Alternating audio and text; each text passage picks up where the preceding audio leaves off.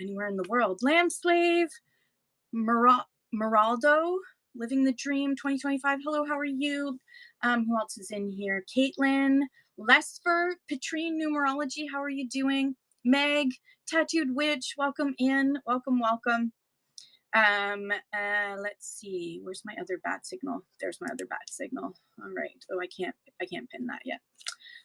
Welcome in, everyone. I hope you're having a fabulous day. Today, we're going to be talking about how to give your show a glow up.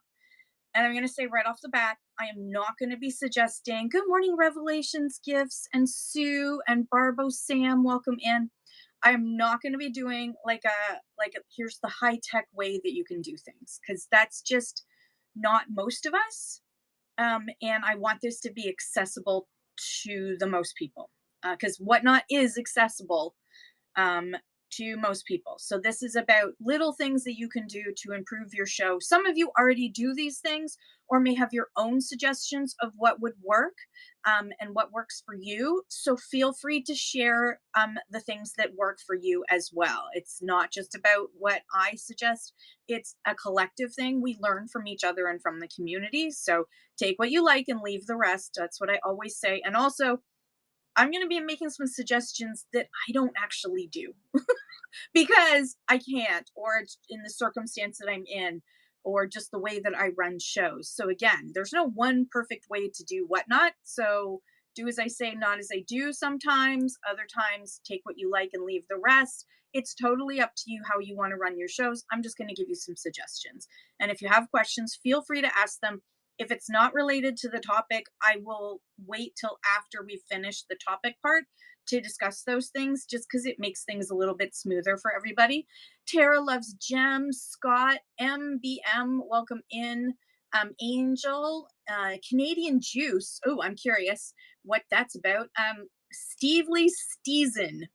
What a name. That's an awesome name. The Pre-Love Revival, hello. Danielle, welcome in. Let's see, who else have I missed? If I've missed you, I apologize. Louise, welcome in. Stephanie, JRD, DED. What do you use for your camera? Tablet, phone, or laptop? I use my phone. I use an iPhone, and only because this also streams on YouTube, Facebook, and Twitch at the same time. And that's it's only iPhone, the iOS devices, that Whatnot has this multicasting feature. So I got an iPhone a couple of Christmases ago just to be able to stream on multicast, because Whatnot took away, I shouldn't say took away, Whatnot sundowned past shows being visible all the time. So you could have like your last 60 days of shows. And because of that, there's a lot of people who don't wake up at like 10 in the morning on a Saturday, or have things to do with their family at 10 a.m. Eastern on a Saturday, or they live on the Pacific coast. And so this is 7 a.m., not 10 a.m. So I make sure that I have it multicasting whenever possible, so you can watch it later on. So if there is anything that you've missed that you want to rewind and watch again, you can either buy something from me. That's great. I'd appreciate that. Or you can watch it on YouTube, Facebook, or Twitch for free. And I am the Red Rooster CA on all three of them. The Red Rooster CA. Just here, I'm the Red Rooster. So let's see who else is in here. Danny, Vintage Homestead, Leo Thrifts, Maud, welcome in. Cindy Lav, hello. Caroline, welcome in. Let's see who else. Sunrise, Sunset, I love that name. I Drew 7, Second Troy, hello. Cindy Cow, oh, I assume that's a shortening of your last name. They gave you just like they gave you a quick username to use. And so, but I actually love that. Cindy Cow. Brooklyn, welcome in. Carol, welcome in. Jet Comics. Ooh, do you sell comics?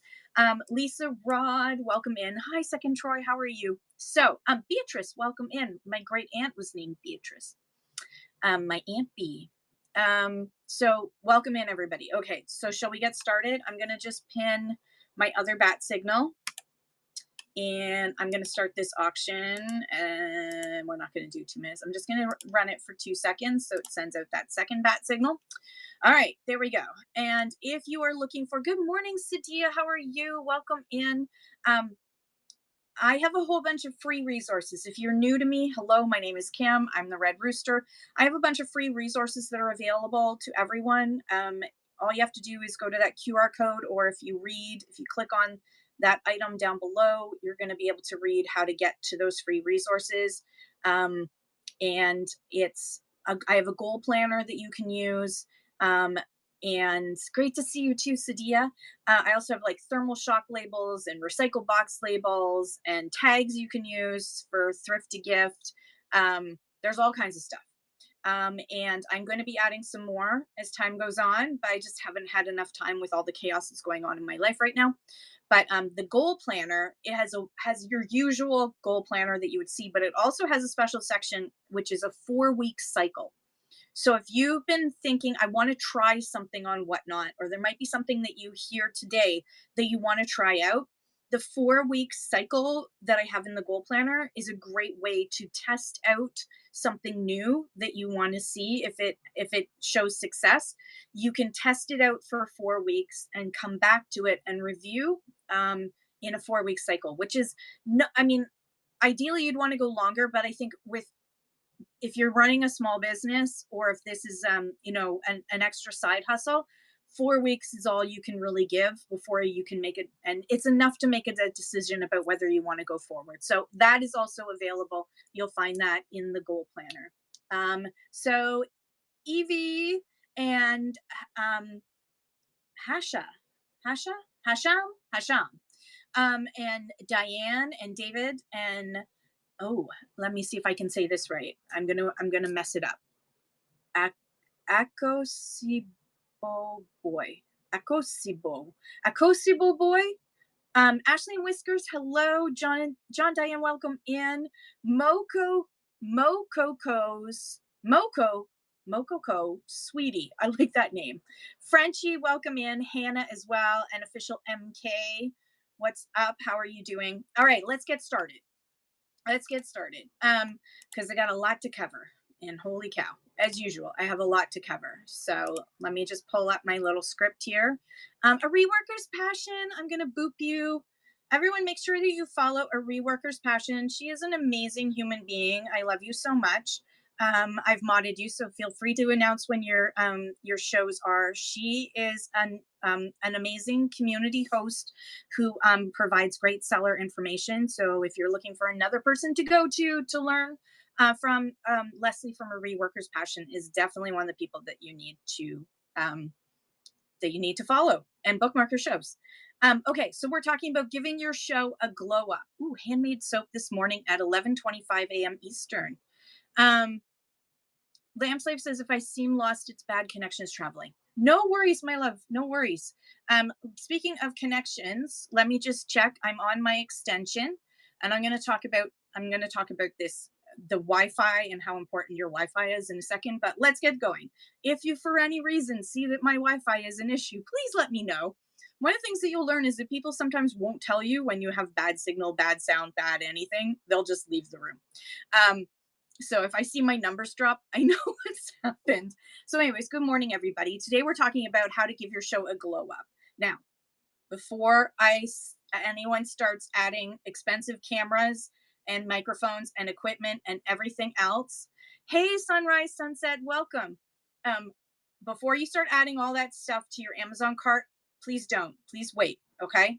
Because this isn't about necessarily buying more gear. You may need to buy some extra equipment over time, but I want to make this easy for you and easy for your buyers. This is the key. This whole show is about how to make your show easier for your buyers to buy from you. Taking away some of those pain points that makes sellers lose viewers and lose buyers. So every little frustration that you can remove from your show, whether it's better lighting or clearer audio or simply being more organized, this reduces the efforts your buyers have to do in order to spend money. When buying feels easy, then people stay for longer they bid more confidently, and really important, they're more likely to come back. Good morning, Pac-Man girl. How are you? So, um, I actually have the perfect setup to teach this today because mine is a disaster. I am living in a temporary space right now. We're renovating the basement. We had a flood in May, and we had a lot of issues with the insurance company. And anyways, I'm still in temporary. I'm like in like half of a bedroom. I'm like stuck in this bedroom space. So this is definitely not my permanent setup. This is not what I would suggest that you do. Although I've tried to make it as pretty as possible. Um, there can also be other buyers in the chat upsetting the flow. Do you discuss that? I can discuss that. Yes. Hang on.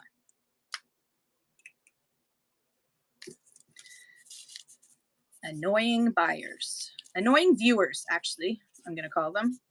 Because sometimes they don't even buy. Okay, annoying viewers. That's there. Sadia, remind me if I don't get to it, but it's right in front of my face right now, so I will get to that for sure. So, as you can see, I've tried to sort of set things up semi-nice, but again, I'm in the middle of chaos. So, do not take this as an example of what to do. But I do have lighting. I have created some lighting so that I don't look so bad. I make sure that, and I'll talk about why my head is where it is. I think about all those things before I go live. I make adjustments, and we'll talk about why that's important. So today's goal for learning for you guys is that to remember that production isn't about necessarily looking professional. You don't have to look like this is like a studio space.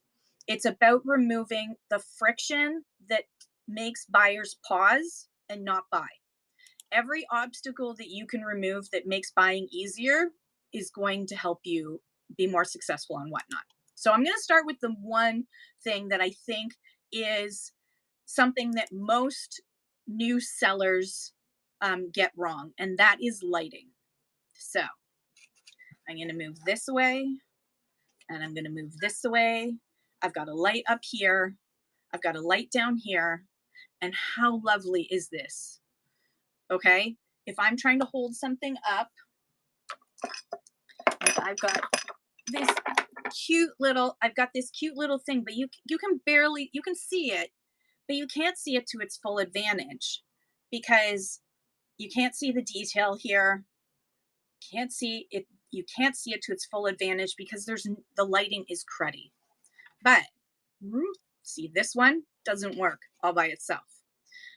I would put, if I only had one light, I would put this light right in front, slightly off to the side so that you could see it better. But I do have two lights, and I do recommend, if you can, now I got to find a way to get this back down again. I do recommend having two lights. I bought at auction, so I didn't pay a lot, and you can find these too at auction and get them shipped to you, or you can buy them cheap on Temu. I got this. It is, oh, I'm gonna have to zoom out. Hang on, zoom out. Where's my zoom out feature? Zoom out. There we go. I got this. It is for a photography studio. It's probably like 20 or 30 years old. But I got this, and this is what I use as my main light switch. And it has made a huge difference in this space. I think they're halogen bulbs in there. It's old. When it goes, I will replace it with an LED, but currently the bulb is still living, so but you can get LED ones to go in there. And yeah, so you still can be energy efficient and environmentally friendly. I'm just using up this bulb until it dies.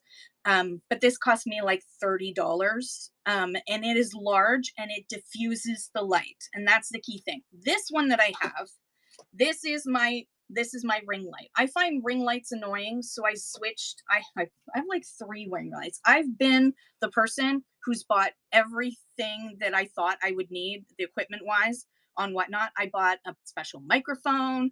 I bought extra like cameras. I tried to do OBS with like camera 1, camera 2, camera 3. I had like boxes and I had all kinds of fancy stuff. And you know what? It didn't work for me. So I went back to keep it simple, stupid. And I found one of these. I think I got this one on Temu for like $20, including shipping. And it's a box light, and at least it diffuses the light a little bit more. This is even better. But if you can't afford the big fancy light, if you're going to buy a ring light, buy a box version of it instead of a ring. It just will make things look a little bit better. You don't end up with that ring around you, which you may think looks like a halo, and it doesn't. So ideally 2 lights. If you look at any photography setup, they've got multiple lights. If you look at the, behind the scenes of filming a movie, they've got multiple lights to give the perfect light onto the subjects. So you want to do the same. So lighting is really important. There is definitely such a thing as too much light. And there's, for example, some people will sit with a bright window right behind them, and that creates so much shadow and also so much glare behind them that's really distracting and jarring to the eye. You don't want to be too jarring to the eye, which is why I don't like when this reflects on me like that. Use white lighting if possible. So you'll notice on this one, let me see if I can switch it. There we go.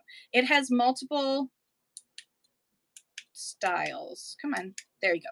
So it has kind of this glowy, it's supposed to look more like sunrise light, and then there's a bright white, and then it has that's the bright white, and then that's the mixture of the two. So I go with the mixture of the two because that's a more natural light. You want kind of like if you're going to buy a bulb, buy a daylight bulb. You can use lamps. You can just have lamps around you. If you've got lamps at home, just set up some lamps and just take some pictures, take some videos of yourself and move the lights around and see how it looks when you hold something up. Is it better? Is it worse? Overhead lights, I've learned, overhead lights, if you have like a light right over top of you, will actually cause way too much shadow. You want to have lights in front of you, not in front of you necessarily. So if you have the camera facing the other way, so if I was to switch, you don't want the light to be facing you if the item is here, right? Because then there's no light on the item. You want it wherever the items are going to be. That's what you want people to see. That's where the light faces. So what you'll often see with me is when, like yesterday, I was running jewelry and I was going back and forth. I had one light facing me, and I had one light that was concentrated on the items. Sadia says, I've noticed clear, not frosted, show sparkle better for jewelry. Yes. So ideally, that diffusion is really important when you're showing jewelry, for sure. Absolutely. So you want to look for, just start a video on your camera and videotape yourself pretending to show some items. And then you can rewatch it and adjust as you need to. And you'll see me in shows where I will just go, hang on a second, I need to just adjust this. I just don't like the way it's shining on this particular item. It's not showing it to its best advantage. Let me just adjust. And I will adjust lights during shows if I need to. Also check when you're taking pictures, check how shiny items photograph. Because what I've learned, and I'm not very good at this, I'm learning, is that you should tilt your items at about a 15 to 25 degree angle so that it shows the light, especially on jewelry, so that the light shines on it but doesn't overpower so that you can't see detail. You'll often see photographs where someone's taken a picture and you can see like this, you can see the reflection, right? If I was taking a picture of these glasses, you're seeing this reflection of the light. Sadia says, I had to move next to the window for natural light. Natural light is one of the best. It's just that you can't always count on natural light being there, right? Cloudy day, you're doing shows at night. You want to have, so if you are going to buy a bulb, buy a daylight bulb. If you can find one and afford it, a daylight bulb is ideal because it's going to give you the same the same light that you would get from natural light, a daylight bulb. Good morning, Peacock. Hello, welcome in. So you're going to watch for glare, you're going to look for shadows. Jewelry especially needs really good lighting. Vintage decor needs really good lighting. If you're selling clothes, you may think, oh, I don't really need great lighting, it'll be fine. When you're holding up an item and I don't have any clothing near me, if I can't see, if I can't really tell what shade it is, I'm going to have a tough time deciding whether or not I want that. One of my suggestions for that, because as you know, cameras are, there's a whole bunch of different types of cameras, and therefore there's a whole bunch of different types of shades that people are going to see when they're looking at something on the screen. So you can't guarantee that even though your camera is showing it at its best at the right color, that what they're going to see is going to be exactly the same, because camera screens do differ. What you can do is, for example, yesterday I had some necklaces, not necklaces, bracelets, and they were dark. They almost look black, but they weren't like black. They were more like a brown black. So what I did was I grabbed something else that was black and I said, "This is black." And I held it up against the thing that was brown black and said, "I just want to make sure you know before you bid that this is not black."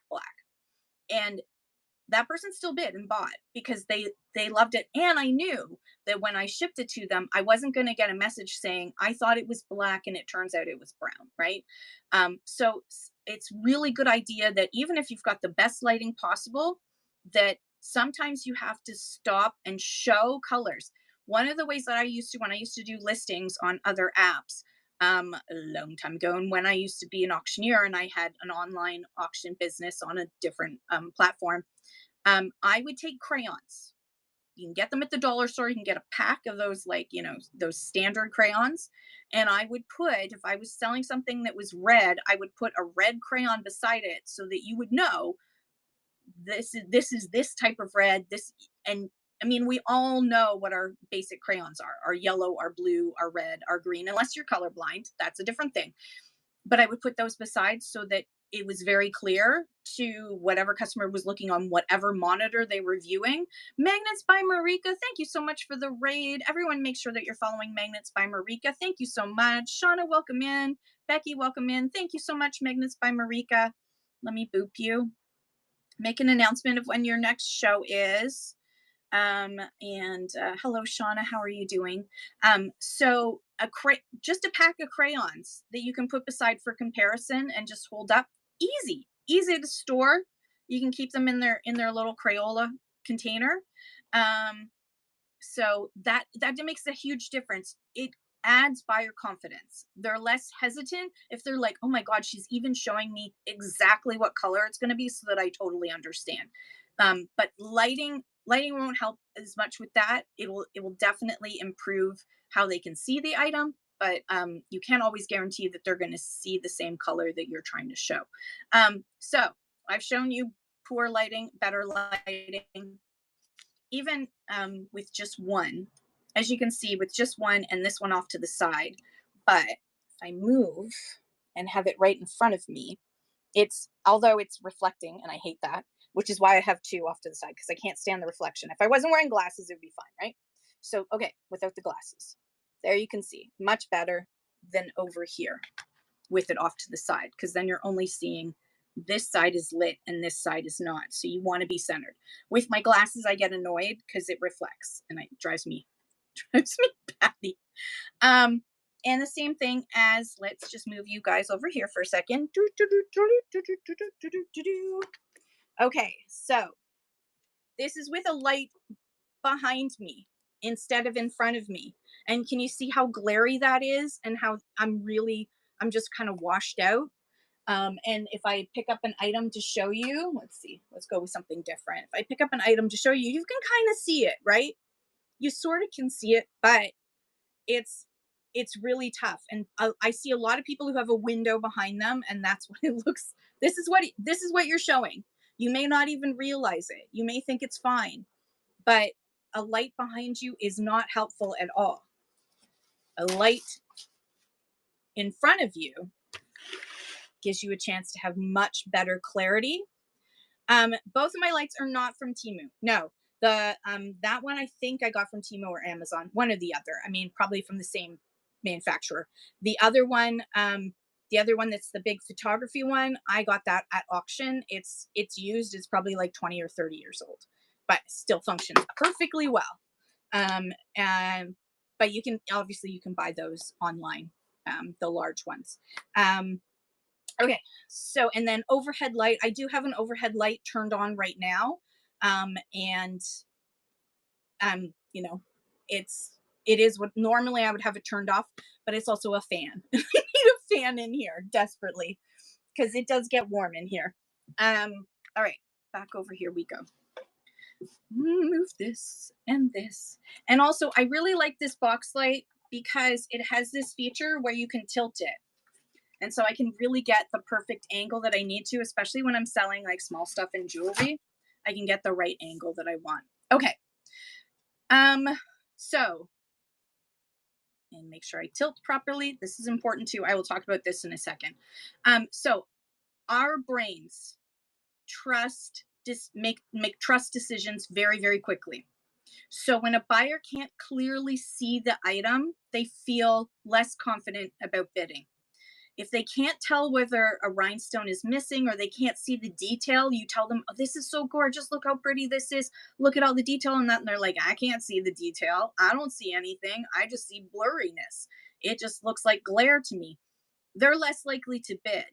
But when they can see it clearly, when you show them all the detail with good lighting, they feel more confident to bid. Hello, Pickles. How are you? You don't want uncertainty. Uncertainty is your enemy. And when uncertainty creeps in, bids get lowered.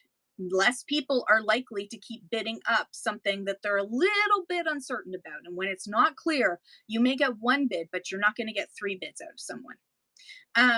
Okay. And then any questions about lighting? If I missed anything, let me know. I'm just going to switch. Okay, I think I got everything. Yeah, I think I got everything. Okay. So next up is, and again, if you've missed any of this, it's all on my YouTube. Thank you for sharing the show, Lamb Slave. You're awesome.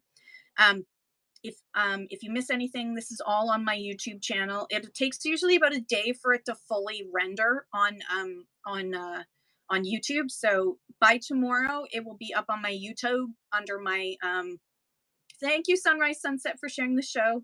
You guys are so amazing. If you look on my channel, which is the Red Rooster CA, if you go to the lives, that's where you're going to find all of my past lives. And then when I have a chance, I put them over also onto my playlist. My playlist is currently not, I need to do a new shipping one. So I think next week I'm going to do an updated shipping show to explain shipping for Canadian buyers because it's different now. And so it's time to do an update on that. Okay. So next up is, I want to talk about the next most important thing that screws up sales for you is your camera and phone setup.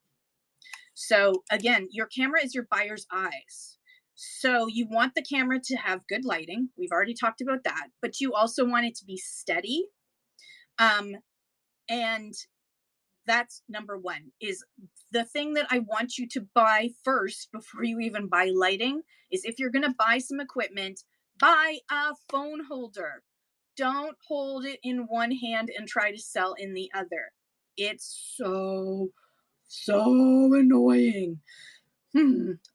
It's too hard to see. It's too jiggly. Some people, okay, there's humans out there who enjoy it. I'm not one of those people. Most people do not like jiggly cameras, and your hands, unless you are, some sort of Olympian or something, you're not going to be rock steady, and it's going to be jiggly. So let me take it. I'm going to take this out of its camera holder, and I'm going to talk about, so, okay, we're going to sell the next item. Let me just show it to you. I'm going to grab it. Hang on. Where is it? Oh, there it is. Okay, we got it. All right, everybody. We're going to do this now. Hang on. I only have one hand, so it's hard for me to show it to you. I don't want to drop it, but there you go. Okay, there's the front, the back, and there's that. Hang on. And I mean, I'm kind of used to holding the camera now, um, but it's still jiggly. It's still jiggly. And even when you switch and you're not facing it, it's still jiggly. You're still jiggling the camera no matter how hard you try not to. And I'm trying not to. You are going to jiggle the camera. It's not going to be steady and perfect. So, what kind of phone holder should you get? And maybe you already have a phone holder. Great. But not everybody does. I see too many people who don't have, or they don't have a steady phone holder. It is a beautiful item, isn't it? It's got some damage, so I won't run it because it's got damage. So this, hang on, I got to zoom out. Zoom out. There we go. So ignore the background. This phone holder right here is actually meant to be for 2 cameras. This one's very simple. And if I am doing a show where I don't have to take my phone off the holder to go show something closer, if it's just going to be back and forth, switching the cameras back and forth, and I just want to tilt it, the clamps on both sides are really steady. Yeah, the clamps are great. This one I like because I can adjust the tilt. But I'm going to show you. Hang on. Let's put it back on its holder. Okay, so one of the reasons I don't always use this type, I use this usually for chat shows.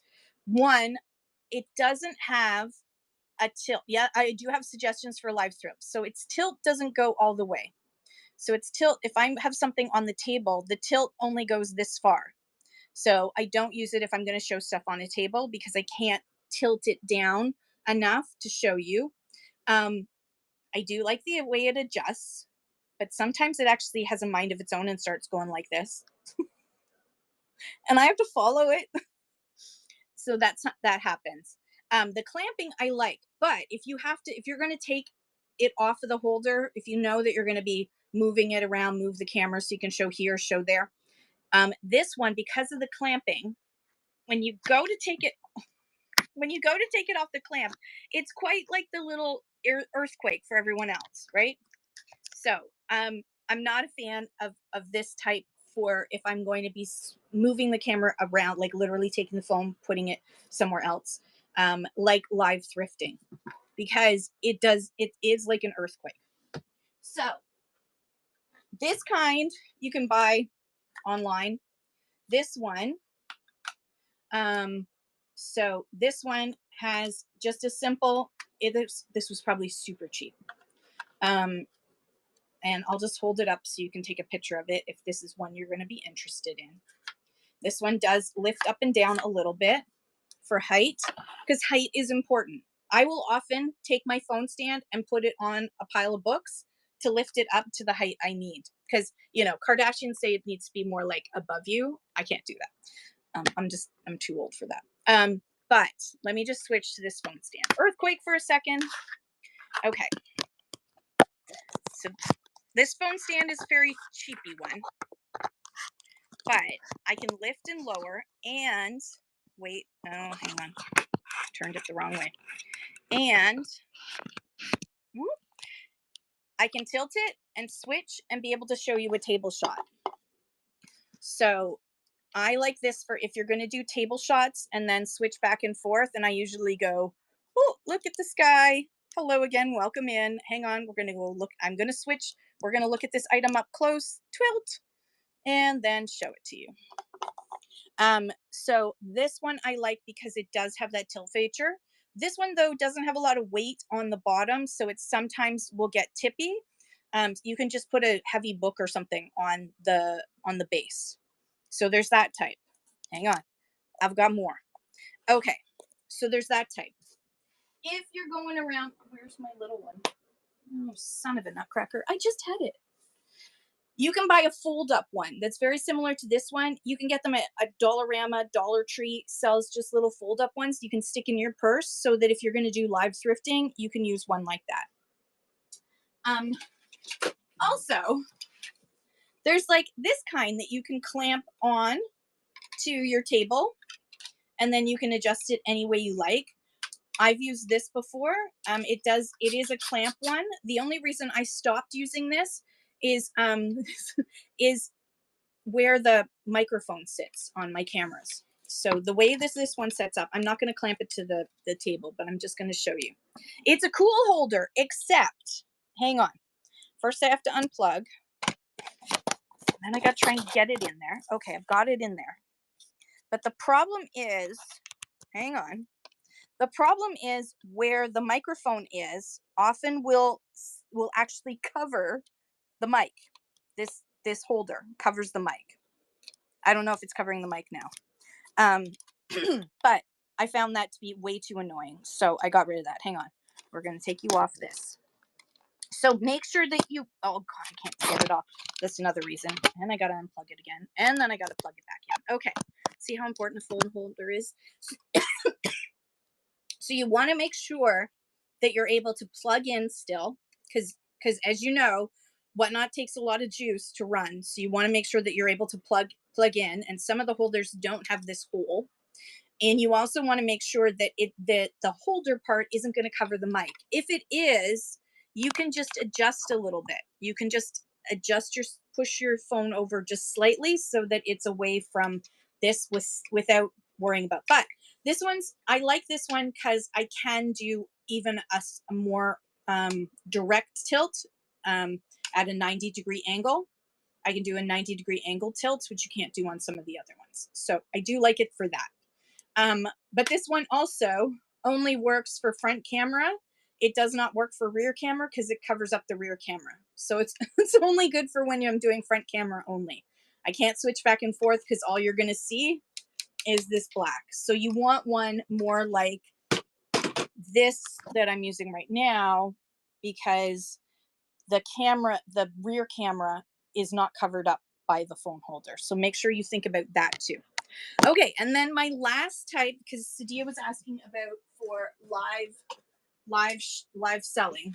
Now I have two different types. This is the one that I could find the quickest. I haven't done live selling in a while, but this, you look ridiculous. Okay, first of all, you look ridiculous. Second of all, if you're big chested like me, when you move, the jelly's gonna bounce the camera. Just saying. But this type will actually hold your phone and give you hands-free. This one's not the perfect one. The other one's in the van. So let me just unplug for a second and put you in this one. Okay. Whoop. This one holds it on the sides, and then I can adjust it. Oh God. You do this before you go live. I can adjust it, and then I can talk to you. Now it's way too close. I do look like I'm on oxygen, but you can be hands-free walking around the thrift store, and then you can see I need to adjust it, but you can walk around the thrift store and it will give you a little bit of hands-free. But I would highly suggest that if you're at the thrift store or doing any live shopping at all, wherever you are, hang on, let me put you back on this holder. This looks a little freaky. It does freak people out. That you also have a fold up phone holder, because this thing, when you're trying to enter, it's really hard to keep it still enough to enter in, to tap, to open up your shop and then run auction. It's too jiggly. So they're great, but you should have another little small fold up one you get from the dollar store as well. Okay. Ooh, let me plug you guys back in, and I'm going to move you back to the other holder that I prefer. There we go. Okay, so camera holder is really important. There's different types that you can get. There's tons of different types, and it depends on your phone too, right? Like some phones are really big and wide, are big, and they're not going to fit all of the different holders. So you're going to have to find the one that works for you. Some are really heavy, and so like this tabletop model needs to have a weighted base. This doesn't have a weighted base. So I have to make sure that I have something heavy to put on here to hold it down if I'm tilting a lot, because otherwise it's just going to fall over. So those are things to think about. But There are expensive ones that you can buy, and then you could just go to the dollar store and buy one for, what is it, $1.50 now at Dollar Tree, and about $4 at Dollarama. Peacock Jewelry says soon our phones are just going to travel beside us on little drones. Ooh. I mean, you can buy a gimbal and all kinds of fancy stuff if you're going to do only live thrifting. Then once you start growing, I would invest in one of those fancy gimbal holders basically has like a steady cam feature, that will keep it from jiggling as you're moving around. Okay. So there isn't one perfect phone holder. It depends on a lot of things. Are you going to be using your front and your back cameras, or are you only going to be using your front cameras? Are you going to be moving around a lot, or is it just going to be steady, one camera, one setup? You're not going to be moving anywhere. Are you, Pinwitch5 says, I invested in a gimbal and it is awesome. I bump the phone all the time and it keeps steady for the viewers. Awesome. Yeah. So if you want to invest in a gimbal, they're not inexpensive. They're definitely not inexpensive, but if you're going to be someone who's going to be moving around, especially if you do live thrifting, it may be worth it. Ooh, your drone can grab stuff out of other people's cards, Pico, and take a video of it doing it at the same time and the person running after them. Sounds like good social media fodder for, rage bait. So it really depends on what you're going to sell. Revelations Gifts also has a gimbal and really loves it. It's on my list. It's on my wish list. I haven't bought one yet, but it is on my wish list. I will, once I get to a certain amount of money that's in the bank account, then I will think about one of those. But for now, my little cheapy ones work fairly well. And the fold up ones that I use too from the dollar store, they're great when I'm going live thrifting. I can just set it up. That's the other thing too, is when you're going live thrifting and you need to put your phone somewhere, a phone stand that's too tall isn't going to fit on the shelf at the right height. And so that's why I bought one of those inexpensive dollar store ones, because it was just tall enough for what I needed that I could put it quickly on a shelf in a thrift store and run the items and then grab it and go. Also, if you're going to go live thrifting, make sure you bring a little scale with you. A really great scale to bring with you are the ones that are for that Weight Watchers gives out when you sign up. They'll give you a little scale so that you can weigh every single thing that you eat. Anyways, to each his own. I don't do that. I don't want to think about that. I just want to eat. But those scales are really great for live thrifting because they give you just the amount that you need. And they're small. They're small and compact. Easy to stick into a little, not a little purse, but a regular size purse or a little bag. Okay, so what I want you to do before every show is to do a camera preview. Before you go live, open up Whatnot, open up the show, and then I want you to go, there's all the little, on this side, there's all the little menu items. You're going to, little squirrel, hello, and hello, Mark. You're going to click on more, and then there'll be a camera preview button. You're going to click on the camera preview button, and if you're going to be front facing, then it's probably going to open up the other camera, so you just have to switch it. Food scales work. Yeah, food scales. The diet scales work really well. Absolutely. So you're going to open your show, you're going to open up the camera preview, and you want to see what is it that everyone's seeing. And I will swipe from right to left, which is actually this way for you guys. I will swipe from right to left, and I will look at the whole picture to see what everyone's seeing. And then I'll swipe back so that I can see where the chat is. Now for you, the chat is probably up to about here.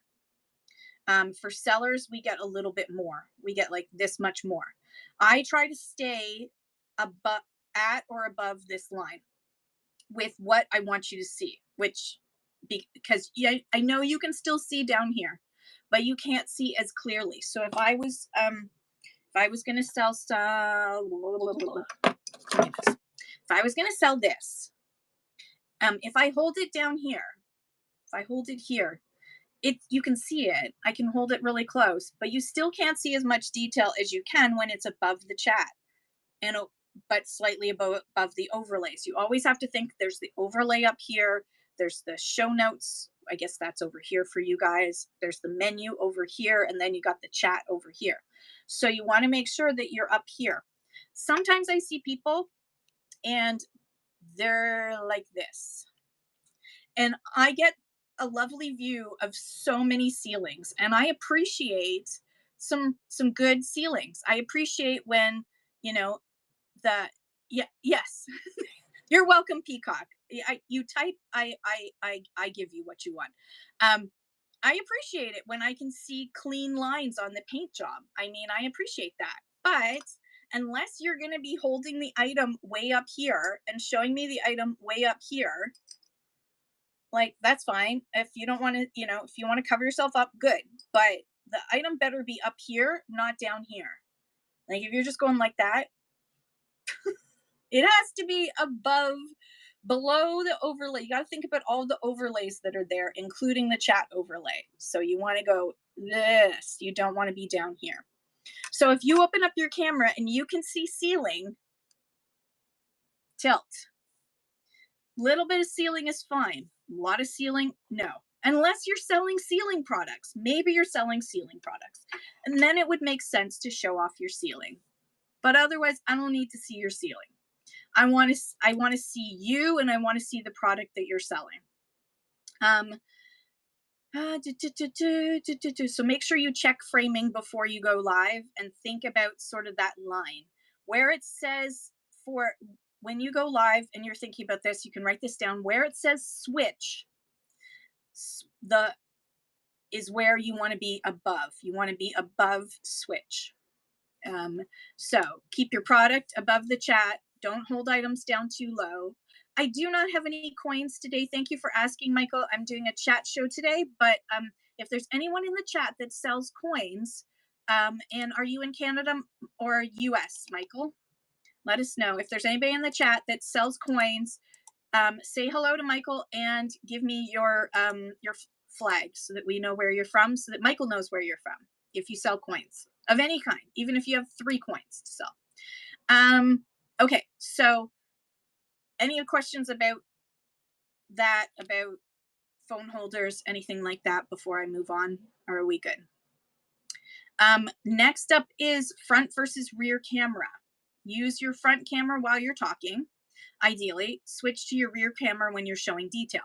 You will see this a lot when I do shows and I want to show you the detail on something. I will switch it up. So I'll say, look at this. How great is this? If you're using an iPhone, I will say most iPhones, not all iPhones, but most iPhones do not have a spectacular front camera. Their selfie camera is not that great. It's not designed for this kind of detail. It's designed to be a selfie camera. The back camera is the one that has all those extra cameras and all those extra functions. So the light's not going to be great here. So let me just move so that the light will be right. I'm just so that I can show you this. Thank you for sharing the show. Welcome in. So I will switch, and my lighting's not great right now because I don't have it adjusted, but I will switch so that you can see all the detail on the item before I run it. Especially if there's something really cool that you want to show off. You want to, and especially in jewelry. Good morning, Dave from Alberta. How are you? Oh, come on, thing. There we go. Okay. Good morning, Dave from Alberta. I keep creating shadows for myself. All right. So your rear camera is usually much sharper, great for maker's marks, great for condition, and great for jewelry. On your shows, on my shows, I have listings like small, medium, large items. How do you determine the weight settings for those items? So comms, small is 4 to 7 ounces, medium, usually depending on what it is, it's either 4 to 7 ounces or 8 to 11 ounces depending on which I'm selling. Then sometimes I do 12 to 15. I might add like I might make a medium, but usually I go 8 to 11, and then I go straight to 1 to 2 pounds. And then large is 2 to 3 pounds, and extra large is 3 to 4 pounds, and massive is 4 to 6 pounds. And if it's above 6 pounds, and that's the shipped weight, not the raw weight. So it depends. It depends on what I'm selling. I have like an extra light that's usually for 1 to 3. Um, I don't usually do 0 to 1 because I find that I haven't ever shipped out something below an ounce. Um, and so that's only like if I'm doing something that's paper that definitely is not good. It doesn't need any protection, whatever. It's not going to need cardboard in between it to protect it. It's just going to go in a plain white envelope, and I don't worry if it gets folded, which is nothing that I sell. So I'm usually at 1 to 3 for my extra light. So that's how I determine that for me, based on what I sell. Yeah, I think everyone just has to kind of pick out their own thing.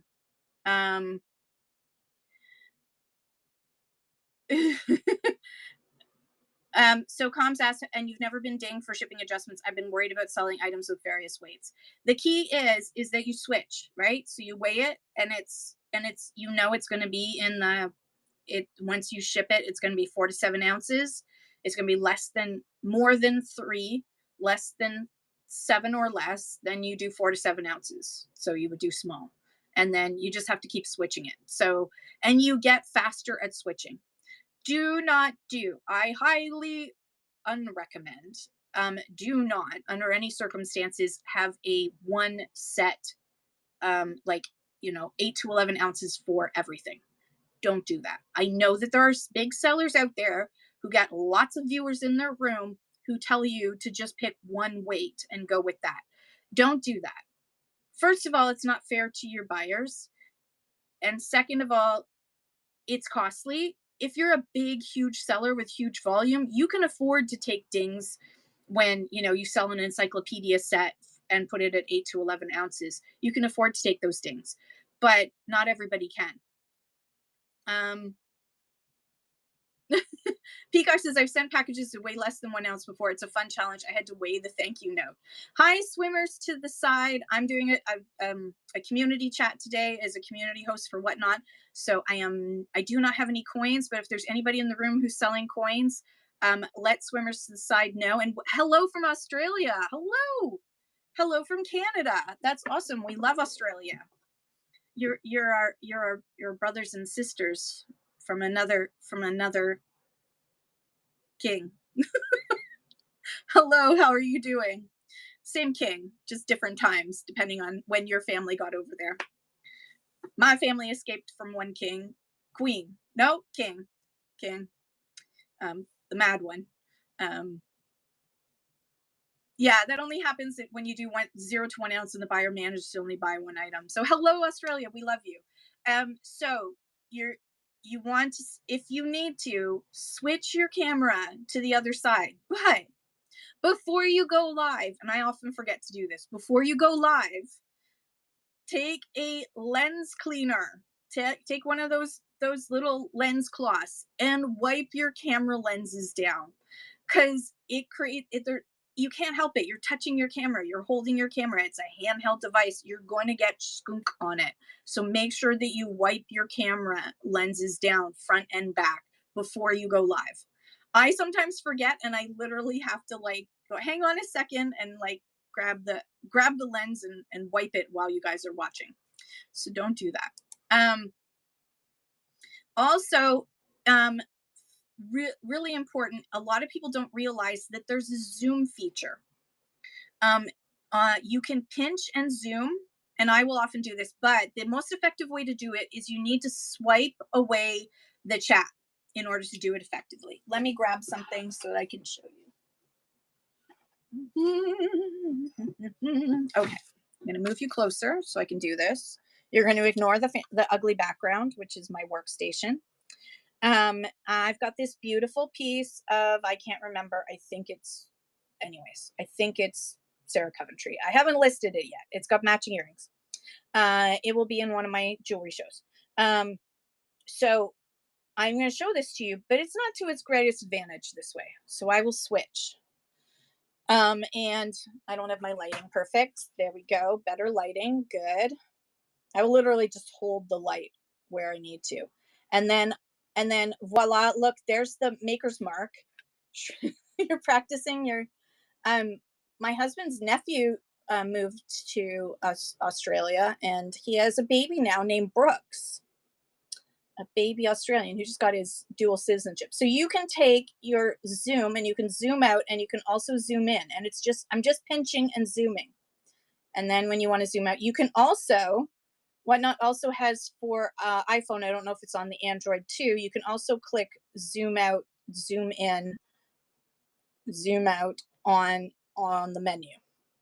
But you want to swipe away, you have to swipe away the chat before you do the two fingers, so that then you can show the maker's mark or any issues. Like if I said, oh look, hopefully there's nothing missing on this. But do you get the idea? You get the idea. Okay, switch. Let me move you guys all back again.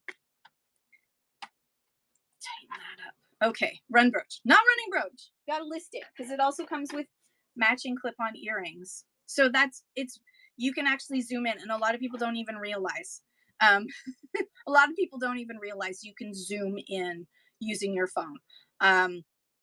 And that's great for jewelry. It's great for showing, like if you're selling vintage decor and antiques and you want to zoom in on something.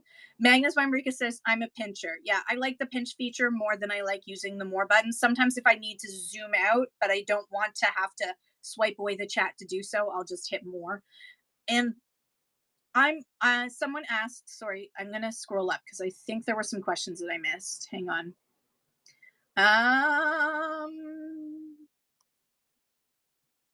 Okay.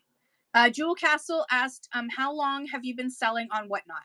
I started in March of 2023, so I'm nearing 3.5 years, and enjoying every minute. And I'm selling more now than I did when I first started on Whatnot. And I was a hot freaking mess when I first started on Whatnot. Like, I was a disaster and a half. Thank you, Yoshi. I love you too. You're awesome too. All right, let's see. Toa, you're welcome. And hopefully, I don't think there's much difference there, Peacock. I think they say lift and stuff, though. I think they're more English than us in some ways. In some of the language, the words that they use. And they drive on the funny side of the road. I don't know. They probably have lots of roundabouts, too. We're starting to get more roundabouts. There's probably more roundabouts in British Columbia, because British Columbia. Okay. So the reason why you want to make sure that your camera is clear, that you've cleaned it, that you're knowing how to zoom in and everything else. You're from Toronto. Hello, Toronto. Are Toronto or Toronto? Are you from Toronto? Toronto or Toronto? I'm also from Toronto. I was born in Scarborough, so so I do understand Toronto. I'm from Scarborough. Jewel Castle, it's okay. You can be a hot mess and you can improve. That's the thing. Is like, here's the thing. I want you to just take one thing from today and do that one thing. And then don't try and do it all at once. Don't overthink this. Overthinking stinking is what stops people from success on Whatnot, is they get in their own way. So get out of your own way. I just want you to pick one thing. Are you going to do lighting? Are you going to do camera? I haven't finished, so there's more stuff to talk about.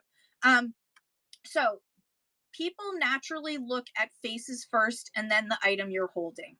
So if you're selling jewelry, small items, I prefer to show it with my face and then I switch. If you don't want to show your face at all, you do not have to. There are super successful sellers on Whatnot who never have shown their face on camera, and they never intend to. Now, never say never, because there are some who are very successful who then decide, you know what, I'm comfortable now with my community, I'm going to show my face. But you don't have to show your face if you don't want to. As long as you're communicating and interacting, you don't have to show your face. I just prefer it. Peacock Joy says, you can see my beak on my 3K followers show. Yay, did you make 3K followers? Awesome. Congratulations. So people naturally do look at faces first and then the item you're selling. If your product keeps disappearing behind the chat down here or moving out of frame, Buyers are going to work harder to follow along. The easier it is to see your item, the easier it is for someone to picture owning it. If they can't see it clearly, if you don't hold it up here, they can't picture it in their house. Now, I don't think you're ever going to picture this in your house, but you may, because this is Newfoundland. This is Newfoundland. It's a cute little plate of Newfoundland or Newfoundland. So, any questions about camera before I very briefly talk about OBS? Very briefly. Because I keep saying, and I've been saying for 2 years now, that I'm going to set up OBS. And then I always have something that gets in the way of it. I've just learned that I spent money. Again, I spent money on ridiculous things. I spent money on a microphone, an external microphone. I don't use it. I think I've used it twice now. I spend money on external cameras. I don't use them. I use my phone. I spend money on ring lights that I don't use anymore. I spent money. Now I have the box lights instead. I spent money on a computer and a monitor so that I could start doing OBS. And then I thought I had bought the right thing. And then I realized I had been looking at the list of the video card stuff. And I didn't think about the Wi-Fi because I need to run it off of Wi-Fi right now. And it only goes to 2 megahertz. So OBS is open broadcast software. It's free. And if you go to help.whatnot.com and type in OBS, you'll find all kinds of tutorials about how to basically run a show with your computer and your cameras. And there are some sellers who do really fun things. For example, if you want to see a seller, a great seller chat, go to Zoe's Treasures. Let me just type it in. Zoe with an X, Zoe's Treasures, to see OBS in action. OBS, I do actually mean to say that, in action. And she's also got great seller chat. But if you want to see OBS in action, a lot of card sellers use OBS. So it is widely used on Whatnot, especially in the card category, because that's where you can see they've got the split screen. If you also go to Lucky Locker Loot in Canada, Lucky Locker Loot is a storage. They're storage sellers, and they use 2 cameras, and they usually have like a little announcement that comes across. Zoe has like announcements to come across if somebody raids. She has little cartoon characters that come and do little dances and stuff, or little ducks that quack across the screen. She's got all kind of fun little cute things. It's adorable. It's adorable. Also, de-archivist. So she's probably sleeping right now. My dear friend, de-archivist. No, I have to spell it right. There she is. Third choice. Another one to follow. De-archivist is in California, and she also uses OBS to run things. So when she's doing chats, she'll often have herself up top, and she'll have like a fun background and stuff. Thank you, all always some vintage. I appreciate you so much. And then she'll have down below, she'll have more information down below, but she's always above the chat. She always sets herself up so she's above the chat, and that's how she sells. So she's a great person to watch. You can also go to selleracademy.whatnot.com. Seller Academy, all one word, .whatnot.com, and there are videos there that are also on help.whatnot.com. There's a great OBS setup video if you want to try that. But you do need a quality computer with a very good Ethernet or high Wi-Fi connection, and a very good video card to make sure that you're able to run OBS. So it's not for everybody. And as far as I'm concerned, I'm not in a rush to get to OBS. I'm not in a rush to do that. Would rather concentrate on sell my stuff instead. So the one awesome thing about the Whatnot community is you don't need to learn just from one person. You can learn from Zoe's Treasures. You can learn from de-archivist how to do OBS. And you can also learn from Bug and the other staff members who have created awesome videos and awesome how-tos if that's what you want to do. and the software itself is free. Now, adding on some of the filters and other things could cost you money. Um, I will always have interest says I'm still trying to multicast, but I get an error. So, are you trying to multicast to YouTube? What my suggestion is that if you haven't gone live on YouTube yet at all, is to um, go go onto YouTube and just do a live show. They like just do like, hello, it's me. I'm just testing this out. I'm just doing a live show and test it out. If YouTube gives you an error, it's going to tell you on the YouTube app why you've got the error, and that will help you. It immediately will tell you the error, and usually it's something really dumb that you have to do, something you didn't click. And then once you've gone live once on YouTube, you'll be able to multicast on whatnot, usually. So try that first. Okay, so any questions about OBS, I'm not going to answer because I don't know the answer, because I haven't used OBS since I started on Whatnot, and I was a hot mess with it. If I Will Always Love Vintage was there, she remembers it was a hot mess. And then like one show I completely gave up. I gave up like 25 minutes in because it was just a hot mess and nobody was buying, and I was like, ah. And then Allie messages me afterwards and says, "What happened to your show? Did you not go live? I missed it. I went into your show and it was already done." Because I gave up before the magic happened. I could have sold something to Allie, but I was too busy. I was too busy being self-critical instead of just going with the flow. Okay, let's talk about audio now. Now, I'm not running with an external mic because I'm usually pretty close to the screen, so I don't feel that I need an external mic. You can buy those little cute little lavalier mics. I have a couple of them. I have them in case I ever need them for a show. You want to make sure they've got the muff thing on them that looks like a little creature. Put googly eyes on if you need to, and make sure that it's clipped in a spot that the sound is good. You can always record a video of yourself and test your sound that way. Record a video of yourself and see as you move it around where the sound sounds better. So figure out where the ideal spot is for you on your body, and especially with what you're wearing. So for example, I see people with lav mics and they'll put it like right here and it keeps bouncing. If you're wearing a necklace like this, it'll keep bouncing up against the necklace. Or you have a tendency when you're talking, when you rewatch your shows, you notice that you tend to, when you're nervous, you tend to grab at your collar, and then that sound, the sound as your hand goes up against the mic, can be really annoying. So if you find that you do that, it's hard to stop doing that. Put the mic like back up here somewhere. Put it back where you can't get to it while you're doing this, and keep it away from your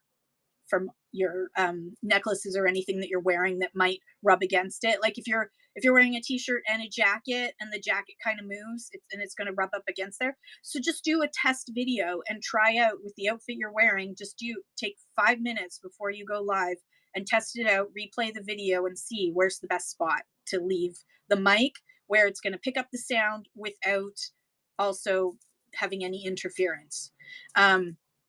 And I tend to like grab, but I don't use a lavalier mic. But if you do, they're great. People that I think should have lavalier mics, most of those people that I think should have lavalier mics are clothing sellers. Because what I see is that clothing sellers will, excuse me, so they'll say, all right, hang on, I've got this item, here it is. All right, I'm going to run it. And then they want to, I don't even have any clothing in here, do I? Wait.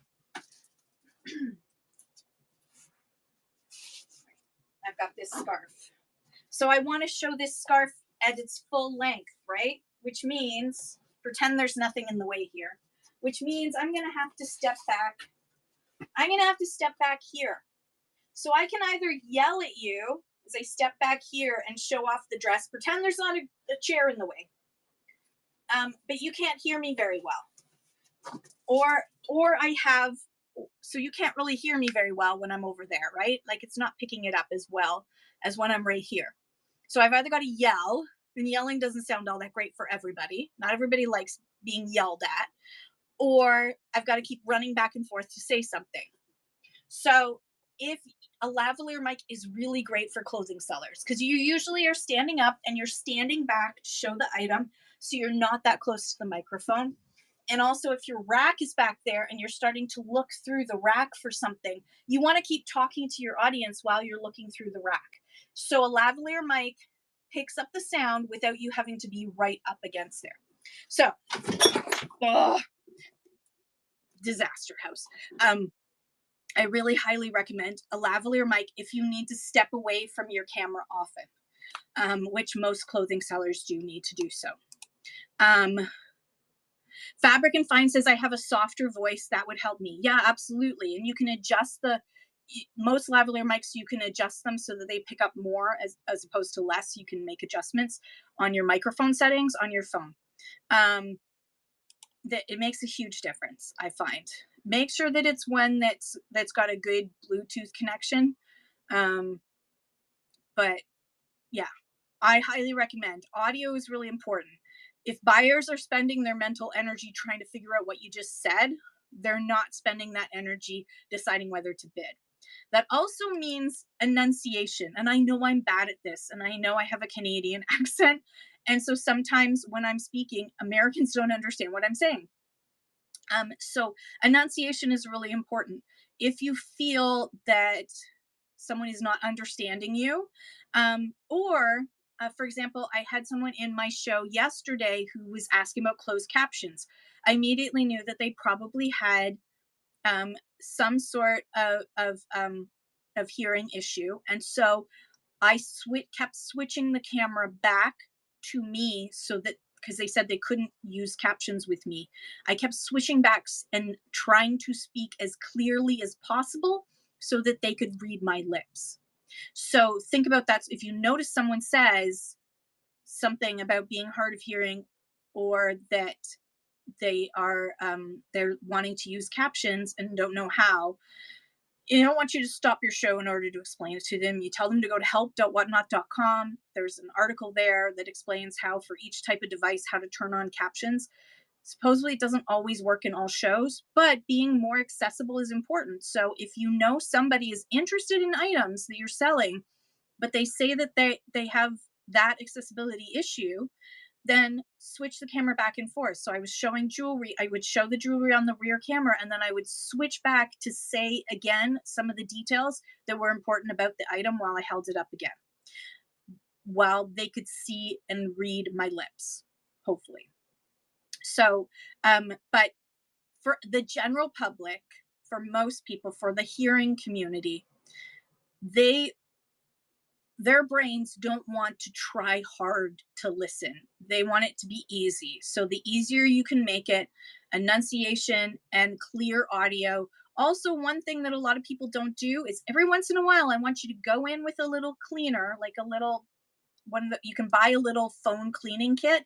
And I just want you to go in and clean your microphone area, because it gets really dirty and it gets gunk in it, and that muffles the sound. So every once in a while, like say once a month, you go in and you clean it, or once a week, or before you go live, clean that area. You can buy, it's really cheap to buy the little cleaners and clean, that'll like help get in that spot, because you want to get that gunk out of there so that it can hear you clearly. Simple things will make a huge difference. Okay, and the next up is internet connection. This is really key. A stable stream builds buyer confidence. An unstable stream will have people leaving in droves. So make sure that your Wi-Fi is set up for 5 gigahertz, not 2 gigahertz. Check your modem settings and check your phone settings to see whether or not you're receiving 2 gigahertz or 5 gigahertz from your Wi-Fi modem if you're using Wi-Fi. If you're seeing that there's an issue with your Wi-Fi, you can buy an extender to extend it further.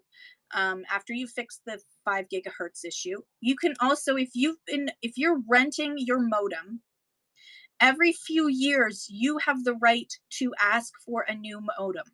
You do not have to pay them every month for an old modem.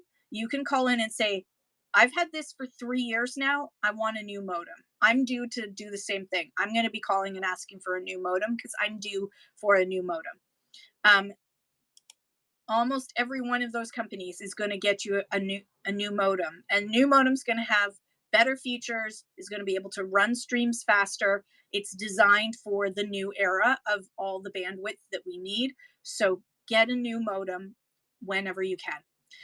Wi-Fi extenders are awesome. You can also buy, and make sure that they're for 5 gigahertz. There are Wi-Fi extenders that are only for 2 gigahertz. Make sure they can do 5 and 2 gigahertz, and make sure at least one of the when you have to sign in, right, to that Wi-Fi extender, make sure that at least one of those sign-ins, give your guests the 2 gigahertz and you take the 5 gigahertz. Other thing that you can do, and I don't have one with me because they were downstairs, they got packed up, they're in the storage right now, but you can buy an Ethernet adapter. And let me see if I can pull one up on here really fast. I'm going to show for iPhone, but they have them for they have them for everything. So hang on, let me just show you. Switch. So this little device here, this Ethernet adapter, connects to your phone and then connects to your Ethernet cable directly to your phone, from your phone to the modem. So if you just want to have an Ethernet cable that connects from your modem to your phone, you can use an Ethernet adapter. So make sure if it's going to be iPhone that it's certified by Apple, because not all of the Ethernet adapters that they sell actually properly work, I discovered. So they're more expensive. Ethernet adapters, for proper ones for iPhone, are very expensive. There are very, very inexpensive ones for Android. So if you're running off of Android, you can get a very inexpensive that works really well. I highly recommend getting one that also has charging capabilities, so that it does both at the same time, because it's going to be using your charging port. You plug it into your charging port and then you're not charging. So I want you to get one that also charges, so you can connect a second power line into the Ethernet adapter and charge and do Ethernet at the same time. They are awesome. I really loved my Ethernet adapters when I was running off of Android. I'm not running off of Android anymore. So I've been relying on my Wi-Fi extenders, and I'm going to have to buy a second Wi-Fi extender to go downstairs when I move back down there, because I'm going to leave this one up here because we use it for other things. One of the things too is I want you to do every once in a while is I want you to go to Google and type in speed test. I do it all the time. If I can type properly, speed test. Okay, you can go to Google, whatever you use, Bing, Google, whatever. If you type in speed test on Google, it will immediately come up with this internet speed test. And then you can hit run speed test. Now it's probably going to be slow on this computer. Oh, no, it's not too bad. But you can do this on your phone too. You can run this speed test on your phone and see what your download and your upload speed is. This is super important. And it'll give you results in no time flat. Hang on, it's almost there. All right, my internet speed is fast. It should be able to handle multiple devices streaming high definition videos at the same time. That's what you want to hear. That's what you want. You want to hear fast. So test your phone. Test your phone, and if you're using, for example, I use a computer and my phone at the same time, I test both to see, are there any issues? Do I need to go reboot the router? Do I need to reboot the Wi-Fi extender? If it's slow, you're going to have pixely. It's going to look awful. And so you want to make sure that you do that test. I do it once a day. I do it once a day. I do the speed test before I go live. I check both, see if there's any issues. I give myself about 15, 20 minutes before my show, because it usually will take that long to like reboot things if I need to reboot things. Also, if you can't afford a Wi-Fi extender, because they're not cheap, if you can't afford a Wi-Fi extender, just move closer to your modem. Set up, if you need to set up in the living room or wherever it is, set up a little corner. You don't need a lot of space. For most sellers, you don't need a lot of space. You just need a table and some shelving and a little corner and somewhere to sit or somewhere to stand. Move closer. And if you find that your extenders are not able to handle the bandwidth that you need for this, then upgrade your extenders. Also, one of the things that I do when I go live is I ask the rest of my family to please don't play games, don't stream Netflix, and don't download large files during my show. I ask them to just wait. Just wait till I'm done. They know that I'm running a business and that I need the internet. And so the internet needs to be for me, not for everybody else.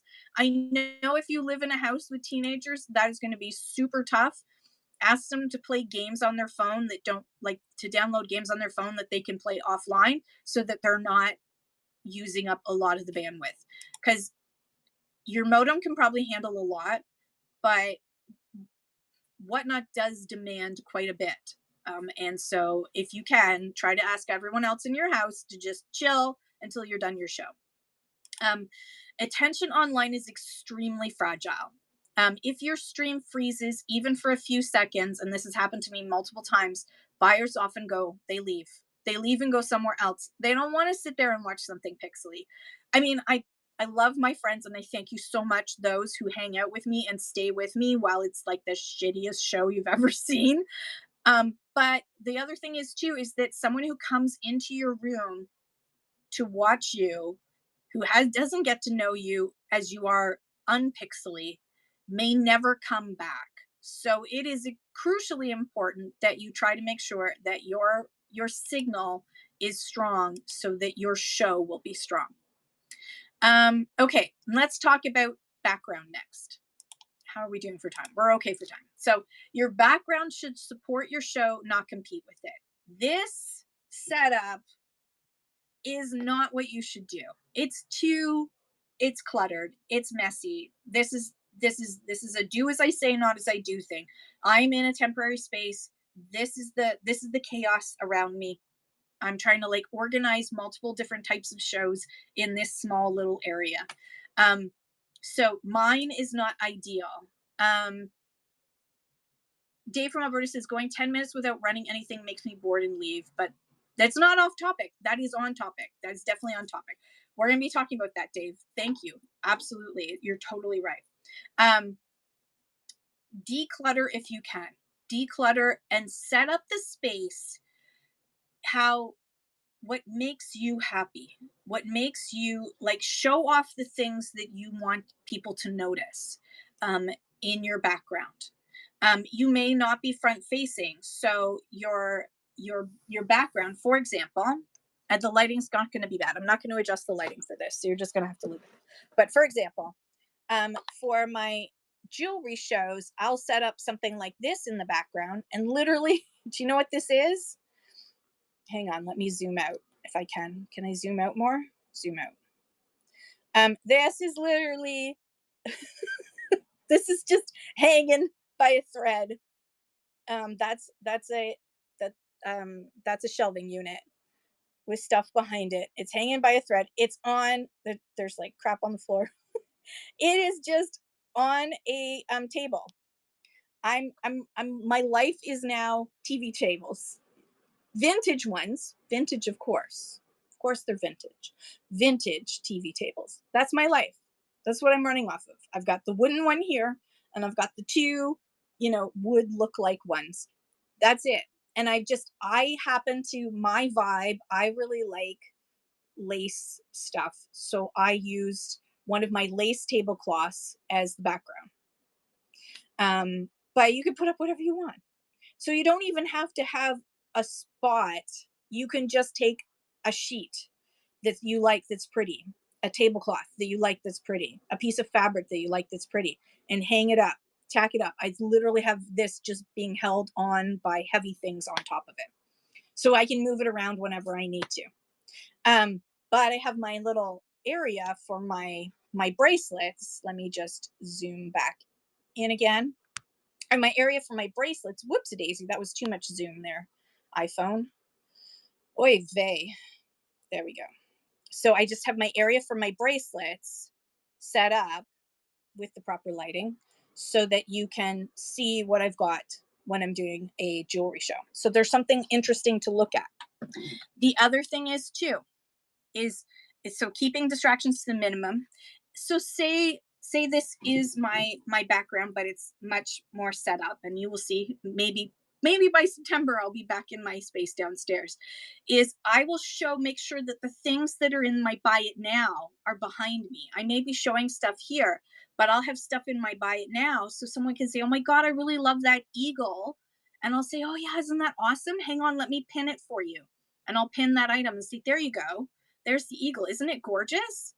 Let me just grab it for you. But having it in the background where people get teased by it, that they get interested in it, you'll make sales from that. Speaking of which, I'm going to start a flash sale on some of these. I have cards. Cards. Where's the other one? I don't know where it is. That's okay. Just running 2 today. So declutter. Sorry. Declutter. Make your background with as few distractions as possible. Hey, Blasian Bunny, how are you? Everyone, make sure you're following Blasian Bunny. I'm going to mod you so you can say when your next show is. So keep distractions to a minimum. Display your buy it now items. Give your buyer something interesting to look at while you're switching items. So, for example, hang on. I'm running necklaces. We're going to set that up over here. We're going to switch this around.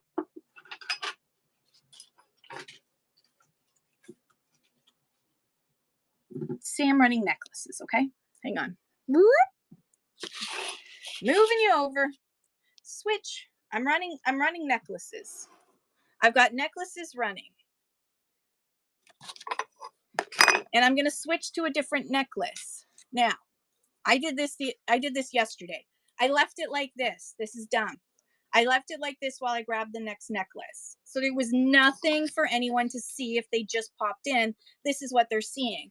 So you can just put up a little sign like this, or a little thing like that just sticks on there while you go grab the other thing.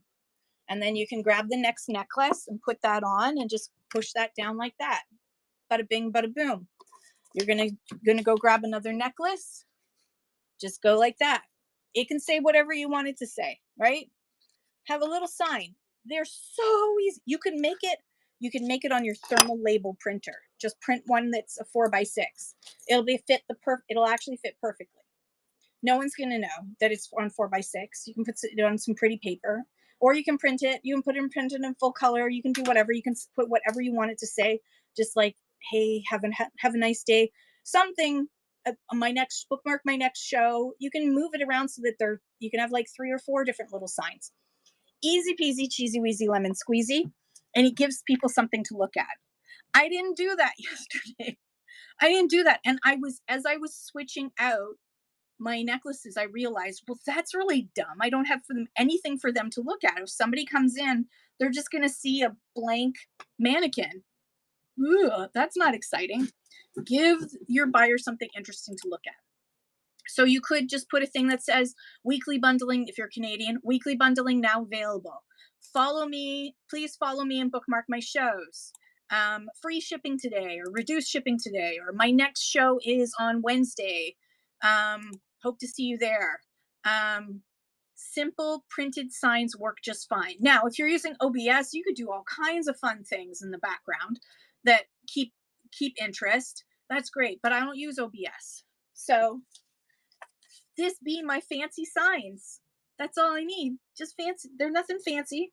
That's got hair on it. Nothing fancy. Doesn't have to be super fancy, but it will keep people's interest. When buyers are waiting for your next item, their eyes are going to naturally wander away. Give them something that encourages them to stay around for another purchase instead of something boring that's going to make them think, oh, maybe I'll just swipe away. Maybe I'll go see what else is going on while I'm waiting. This seems a little bit boring. They swipe away. They may not swipe back because the next person might be more interesting than you.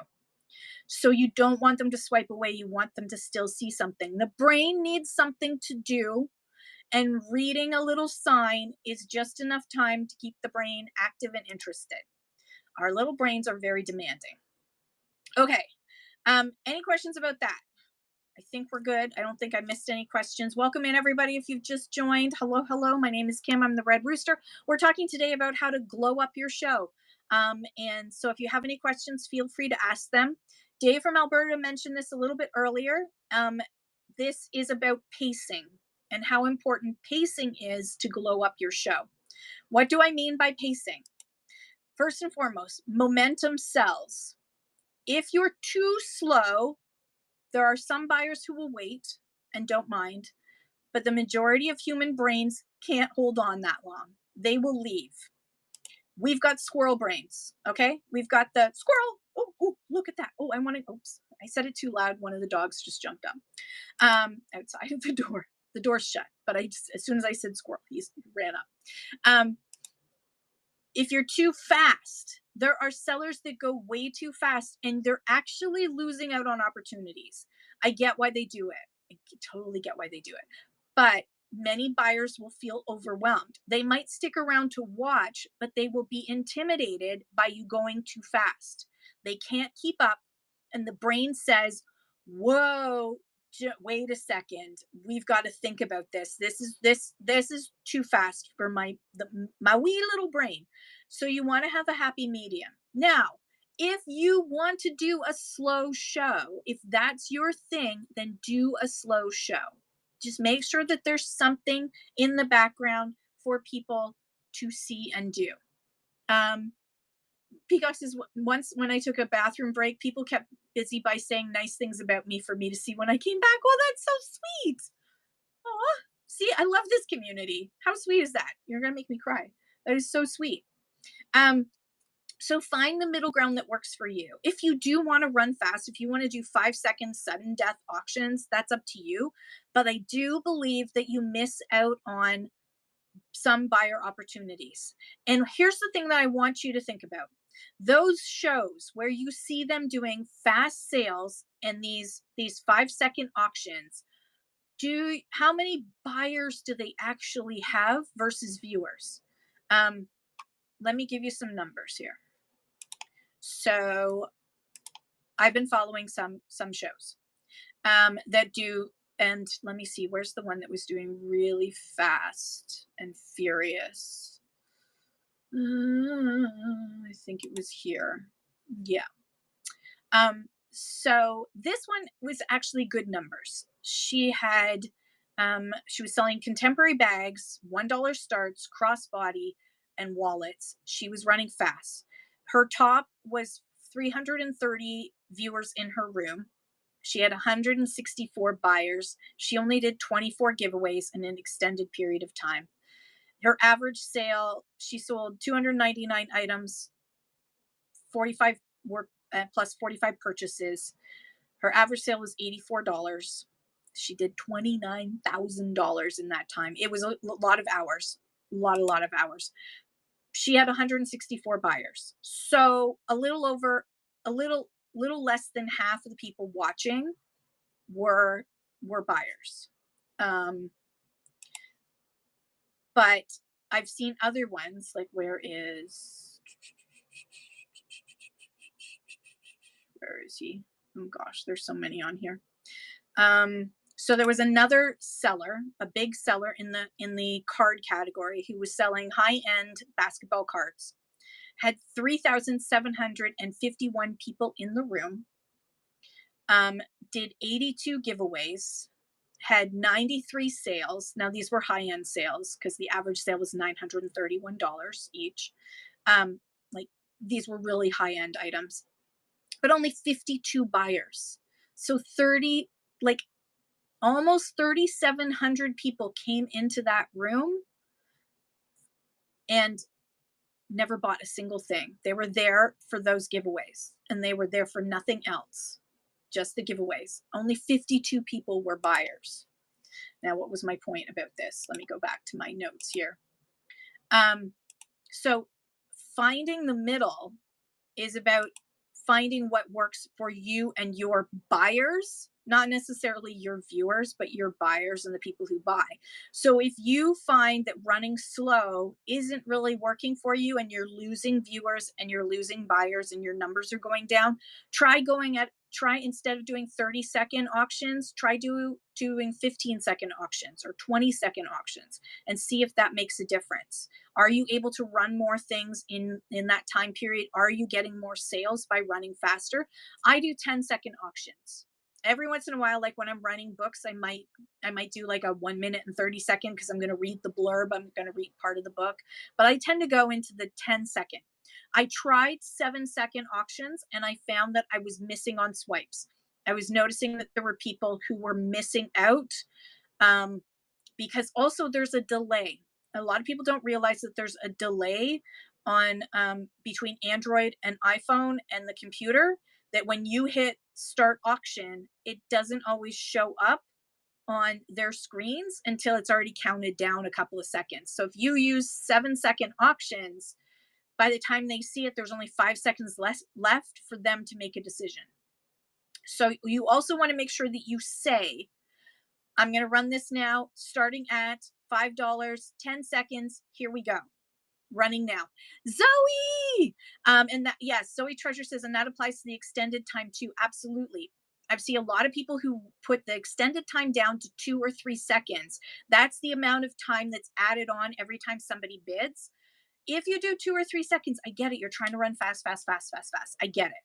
But that's not enough time for most brains to make a decision about whether or not they're going to spend that kind of money. And it's only the reckless brains, for the most part, or the fast brains, that are going to say, yeah, you know what? Most brains are going to go, you know what? No, no, no, no, no, no. This is too, I'm going to be cautious. There might be a tiger in that jungle. I'm going to be cautious. Brains are meant to protect us. So they're going to say, no, I don't think so. No, we're not going to swipe. We don't need that thing. So, Peacock says, I did 10 seconds, but then when I was in other shows, I found 10 seconds I couldn't custom bid. So I do 15 seconds now. That's brilliant. Yes. So adjust to what feels comfortable for you. For me, it's 10 seconds. I think part of it is that my arms are such that I can't hold up objects for 15 seconds. It starts to hurt. So 10 seconds is a little bit easier on my arms. And that's one of the other reasons that I go with 10 seconds. But your extended time, as Zoe's Treasure says, and everyone make sure you're following Zoe's Treasures. 10, your extended time, give it that 5 second. I go 5 seconds usually. I select that. You want to make sure you're giving people enough time. I'm an auctioneer, so I've been trained in how long it is, how fast I need to go to keep the momentum going, to keep the excitement going, but also when I need to pause and try and get that next bid. I've been taught how to do that. On Whatnot, that extended time is my only chance to say, okay, come on. Oh, we're almost there. We got $8. Peacock's in at $8. Anyone in for 9? Anyone in for 9? I don't do that. I don't do the auctioneering as much as I probably should, considering I paid money for to go to school for that. But you got to remember that you've got that extra chance with the extended time to encourage more bids. If you're running in a raid train where you've only got like 20 minutes, then you need to do sudden death. You need to do faster auctions just so you can run as many things as possible in that show. But for the most of us are running shows outside of raid trains. If you're not in a rush, give yourself that extra time. As Peacock said, she found that she couldn't type in a custom bid fast enough in 10 seconds. So 15 seconds is the new sweet spot for her. And that's what she's decided on. Again, you have to decide. I fought the law, and the law, what happened to the law? Did the law win? I fought the law and the law won. I fought the law and the law won. That's the way it should work for most part, unless they're wrong. Okay, so find your middle, find your pace, find your middle, find what works for you. If 30-second auctions work for you and you enjoy that, then you keep doing it. You do you, boo, but find what works for you. And so testing out speed is one thing that is a great 4-week cycle thing that you can try out. If you're going to pick one thing from today to try out, you could try pacing. Change your pacing. The other thing that I want to talk about is organization, how to set yourself up before the show. This is the stuff nobody sees. This is the stuff that's in the background that nobody sees. Your good morning melody, setting up your background, all how you're going to organize things, having everything within reach. Your tape, your if you have giveaway items, having them ready so you can show them. Organization. Yeah. Oh, hello. Like, look at this space. My temporary space is a shit show and a half. So making sure, like, my tape, I made sure for my jewelry show that this went around my neck, so I knew exactly where it was. Right. I made sure that I have these little tape that I put everywhere. I've now found 3 of them, so I have 3 in front of me because I will lose them. So having tape, and making sure you organize your lots. So numbering your lots. There's someone out there on the whatnot sphere that is telling people that the algorithm doesn't like it if you number your items. There is no basis in fact to that. If you want to put that it's number 12, in fact, as far as I'm concerned, numbering your items helps you stay organized and helps your viewers to request items they want run, so that they can say, instead of having to say, can you run the brown teddy bear with the pink sunglasses, they can just say, can you run number 12? So much faster to type. Please run 12. Can I see 12? Not, can I see the horse with the green tail? No, much faster. Or someone will just say, can I see the teddy bear? And you're like, which teddy bear? I've got 13 in the auction. Which one would you like? And then they've got to wait while they answer you. And then you're like, oh, okay, figuring out which one that was. I know, Blasian, so, but also that we're blocked, which is also weird. Anyways, sorry. So having your lot set up around you, what I do is I will set up, I will do, like, for example, my mom's estate sale stuff is over there. I have B1, B2, B3. So you're blocked too. Oh, amazing that she knows who to block. Amazing. So she can't get reported, but it's too late. She's been reported. So I have my shelves. So like B1, B2, B3, so that I know exactly where to go to grab the stuff. Now I don't have each item numbered past that. It's just B1, B2, because I know I can find it really quickly if someone says, whatever. When I'm running raid trains, when I'm doing a raid train and I've got a whole bunch of stuff preloaded, I will make sure that it's A1, A2, A3, so that I know I just need to go to A shelf or B shelf or C table. One of the things that I saw, and I don't know, for those of you who aren't following the Hodgepodge Place, you need to follow the Hodgepodge Place. Let me just type, or if one of my mods could. Hey, PJ Princess, thank you for the attempt to raid. Oh, thank you, Blasian Bunny. I love you.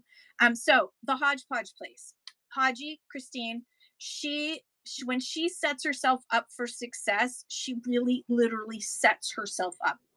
You can go to her Instagram, which is the same, the Hodgepodge Place, and you can see that she does all these competition raid trains. Amazing. She's amazing. But she set up her tables and she divided it with painter's tape and then numbered each of the sections with in the painter's tape. She made little squares with painter's tape, and then she put the items in there. And then that's how she ran it, was literally from the little squares of painter's tape. Totally organized, able to run at her pace, the pace that she wanted to go, without having to figure out where's the next item, what am I going to do next, where is it, trying to find it. No, she was able to just go boom, boom, boom, boom, boom along all these tables and sell all that stuff in no time flat. So you're never hunting for the next item when you have everything organized. Numbering your lots beforehand and arranging them in their selling order makes your transition smoother. You can also plan, and I think this is really important, you can also plan how the show flow goes. So for example, you're going to start with maybe smaller things, especially if you're in Canada. Smaller things break that shipping with less pain, right? Because a 2 to 3 pound item as the first purchase that they make is going to be so expensive for them to buy. So you want to have the shipping that they start out with, the item that they break their shipping with, you want that to be a lower start. So start with lightweight items, then move up to heavier items if you have a preloaded ship. And then you can go back to lightweight for a bit because remember, people come in and out constantly. So go back to lightweight, go back to heavy. Also, the flow of what you're going to be showing. So, for example, if you're doing a specialty show with Fenton, like say you're doing all glass, and it's going to be, so you're going to have a bunch of EAPG, you're going to have some Fenton, you're going to have some cool Libby glasses, you're going to have some Viking swung glasses. You want to arrange it so that it's not like all Fenton all at once, because the people who came for Viking are going to get bored to tears and are going to leave before you get to the Viking. So mix it in. So it's like Fenton, Fenton, Viking, Libby, Fenton, Fenton, Viking, Libby. Let's do a little bit of boho. Let's go to some antiques. Let's go back to some more modern stuff. Let's go to some vintage. Let's go mid-century. Let's go back to antique. Make the flow change so it's not just the same thing for the entire time, because you will lose people. Hello, my name is Kim. I've done that and I've lost people by having just one thing that nobody else was interested in. The worst is when I do my unboxing of books, because I literally have an entire box of something that's boring as poop for the majority of people, and I've got to go through that whole entire box because I'd say that's what I'm going to do, is go through the whole entire box, and I lose people. I lose them because I can't I'm not rearranging beforehand. If I could, I would rearrange the book boxes of books so that there was a mix throughout, so that there was something interesting. The next thing coming up would be interesting enough that they would want to stick around. Rockstar Sales says, does that apply to ladies sizing? Some mediums, some small, some medium, not all smalls together, not all mediums together. Absolutely. Unless you have a whole bunch of people who come into your room and they say, can you run extra, do you have any extra large? Well, you're going to grab some extra large, but you don't want to spend the next 20 minutes only running extra large for that one person. So you grab an extra large and you show that, and then you say, okay, and then I've got this extra large and this medium that I'm going to show, and then I do have another extra large that I'm going to show you. So make sure you mix it up. That's one thing. One person asked if I would talk about annoying viewers or demanding viewers, demanding buyers, demanding viewers. We have a little tiny, it's not an epidemic yet, but we do have some buyers on this app who come in and expect white glove service. They expect you to serve them. I've arrived in the room. There are 22 other people in this room, but I've arrived in this room and I want a red extra large dress and then a blue one. And then I want you to show me this, and I want you to show me that, and I want you to show me this. And there are other people in that room. And yes, that she's the only one who's speaking up and demanding stuff. But you have to say, sure, yeah, I'll show that. I'm going to just show this one thing first, and then I'll show you that.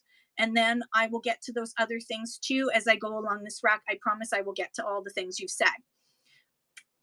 Make sure a piece of paper and a pen are your friends. A piece, yes, be nice but firm. It's your show.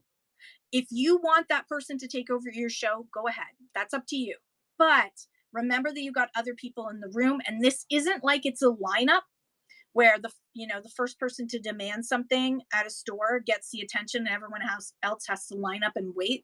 This isn't like being at the returns desk at Walmart and waiting for an hour. Yes, East Ender Resale says, take ownership of your show. And Peacock Jewelry says, if you cater to one person for too long, others will leave. And I've been guilty of that. I felt like this person asked me for something, I'm going to do it. I'm going to run it. So sometimes you have to remind yourself there are other people in the room and that they may not want what this person has, but at the same time, they may want it. So make sure you also say make sure you don't say, this is for you, Sally. I'm running this for you, Sally, because then other people feel like they can't also bid on it because I said it was for Sally. I said it was for Sally. Oh, well, that's for Sally. I don't want to bid on that. She said she was gonna that selling it to Sally. I don't want to touch that. I'm not gonna bid on it, even though they want it. They're gonna be polite. We're a very polite society. We're a very polite society, despite what happens sometimes on the internet. We're very polite. So you want to say, "Isn't this gorgeous? I mean, do you guys love this? Isn't this just so pretty? Like this would go for anybody. Like you have great taste, Sally. I bet you a whole bunch of other people love this too because it is just so gorgeous. This would look great on anybody." And if you know somebody in the room, um, yeah, please don't be polite. Please bid. Please, please, please. Everyone, don't forget to bid. Don't lose out. Don't lose out. Sally's about to get it, but someone else could get it. Someone could swipe right now and they could win it too. You don't want to be pushy, but you could say, "Oh, it looks like Sally's going to win it, but is somebody else going to bid?" Sometimes that's enough of an invitation for someone to go, "Yeah, I'm going to bid." That's like, "Oh, yeah, she bid. Oh, great. Okay, Carly's bid on this thing. Now, Sally, are you gonna get it, or is Carly gonna get it?" And then Sally bids, and then, "Oh, Sally bid. Carly, how about you? Are you in or are you out?" Don't let someone take over your show. It's your show, not their show. And you can always offer if you get someone who's sorry, Curly. It's just because you bid on the cutest things. So I was thinking about you. Um, you will find that if you get a super rude demanding person, the best thing to do is not to respond back with rudeness, but to just be firm and say, "I understand." And they'll say like, I gotta go, I gotta go. There's one person that I know, I've blocked them because I don't want them in my shows anymore, that will say, "I need to go right now, I need to go right now." And then after they've said that and you've done that thing for them, they're still there 20 minutes later. And it's like, "I thought you said you had to go. Like it was really urgent and I needed to run that thing because you said you had to go, but you're still here. Like, which is it? You just wanted me to do what you wanted and you were pressuring me." So you need to say, like, "I understand you got to go, but I also have to run. Do have to run things for this next person. So I have other people that I need to run for." You can offer, if you, especially if you're in fashion, this is where it gets tough, especially in fashion. If you have somebody who's got a real niche requirement that is going to take up a lot of time, you can always say, "I can't do this right now, but if you want, I can do a private show. Message me after the show is over, or message me now, and let me know what your give me a few dates and times when you're available, and we'll see if we can find a time where I can do a private show." So Carly, you can actually set up a show. When you set up your show, when you get past the shipping stuff, almost at the bottom, before you say schedule show, you've got some choices. Like you can turn on explicit. I always turn on explicit because I may swear, so I don't want anyone to get offended, so I just automatically turn it on. I'm not usually explicit, but I do it anyways. um Someone might not like "son of a nutcracker." Um and then and then right in that section it says private show. And so only someone, if you turn that on and hit save, only someone who has the link is able to get into that private show. So you can create a private show that's just for that person, and you can send them the link. um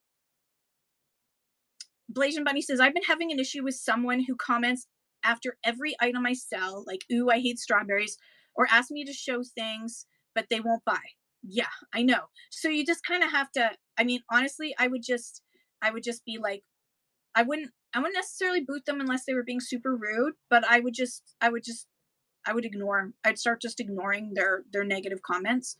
And sometimes if a troll comes into the room, or is being rude and trolly like that, I will just I'll say, "Yeah, I don't like that," but then I will not respond to them, and I will ask my chat to just put a bunch of, can everyone just put some emojis in the chat right now? Let's just push that aside. We don't need to see that. Let's have some emojis in the chat right now.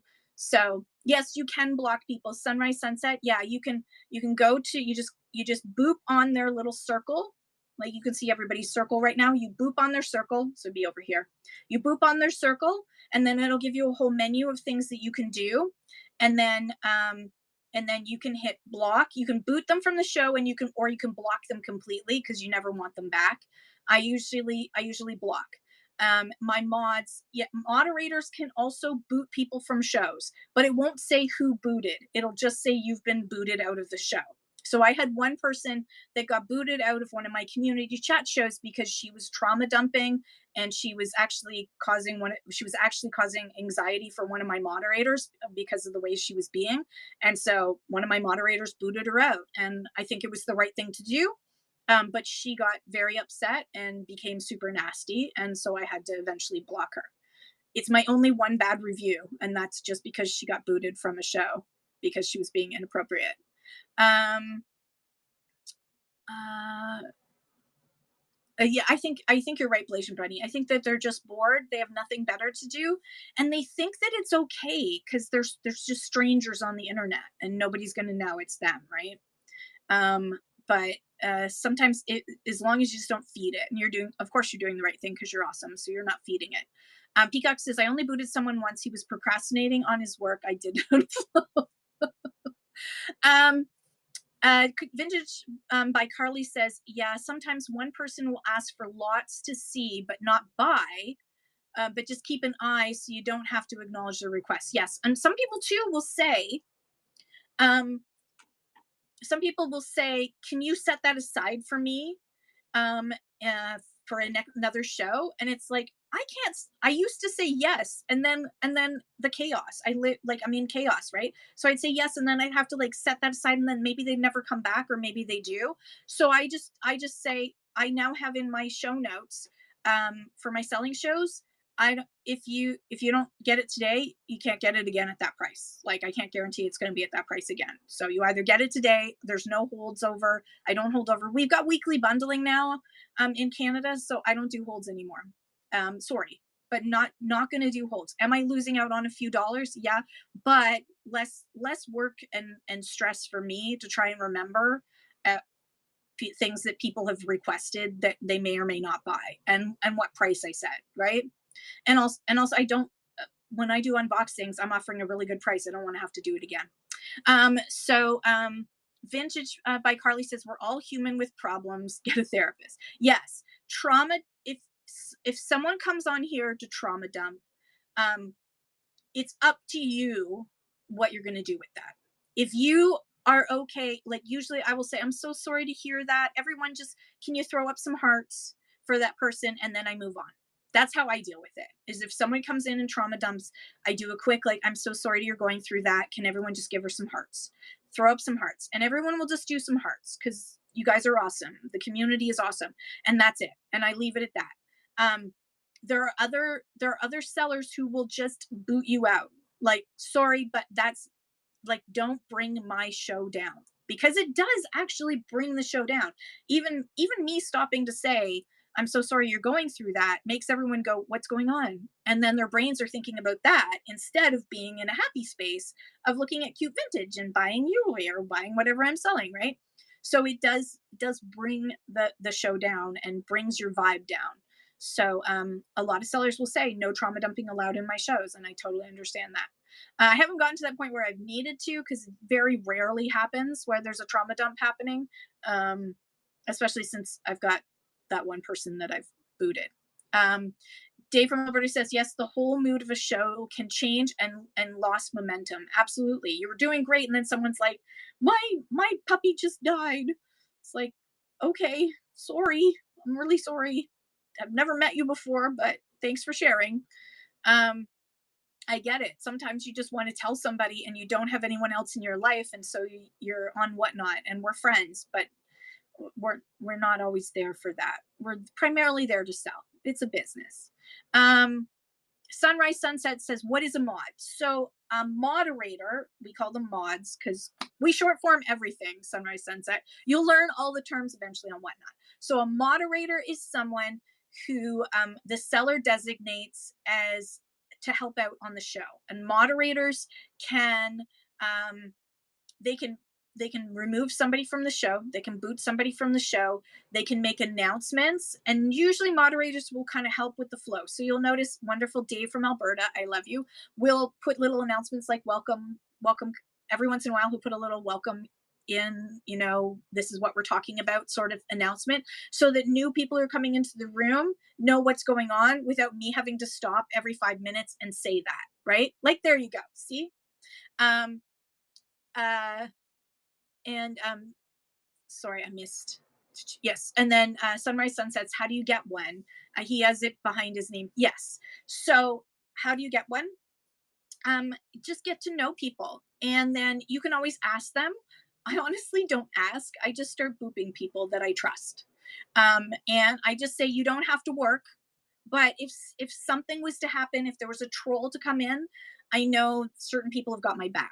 And you'll get to know people who will have your back and will help you out in that way.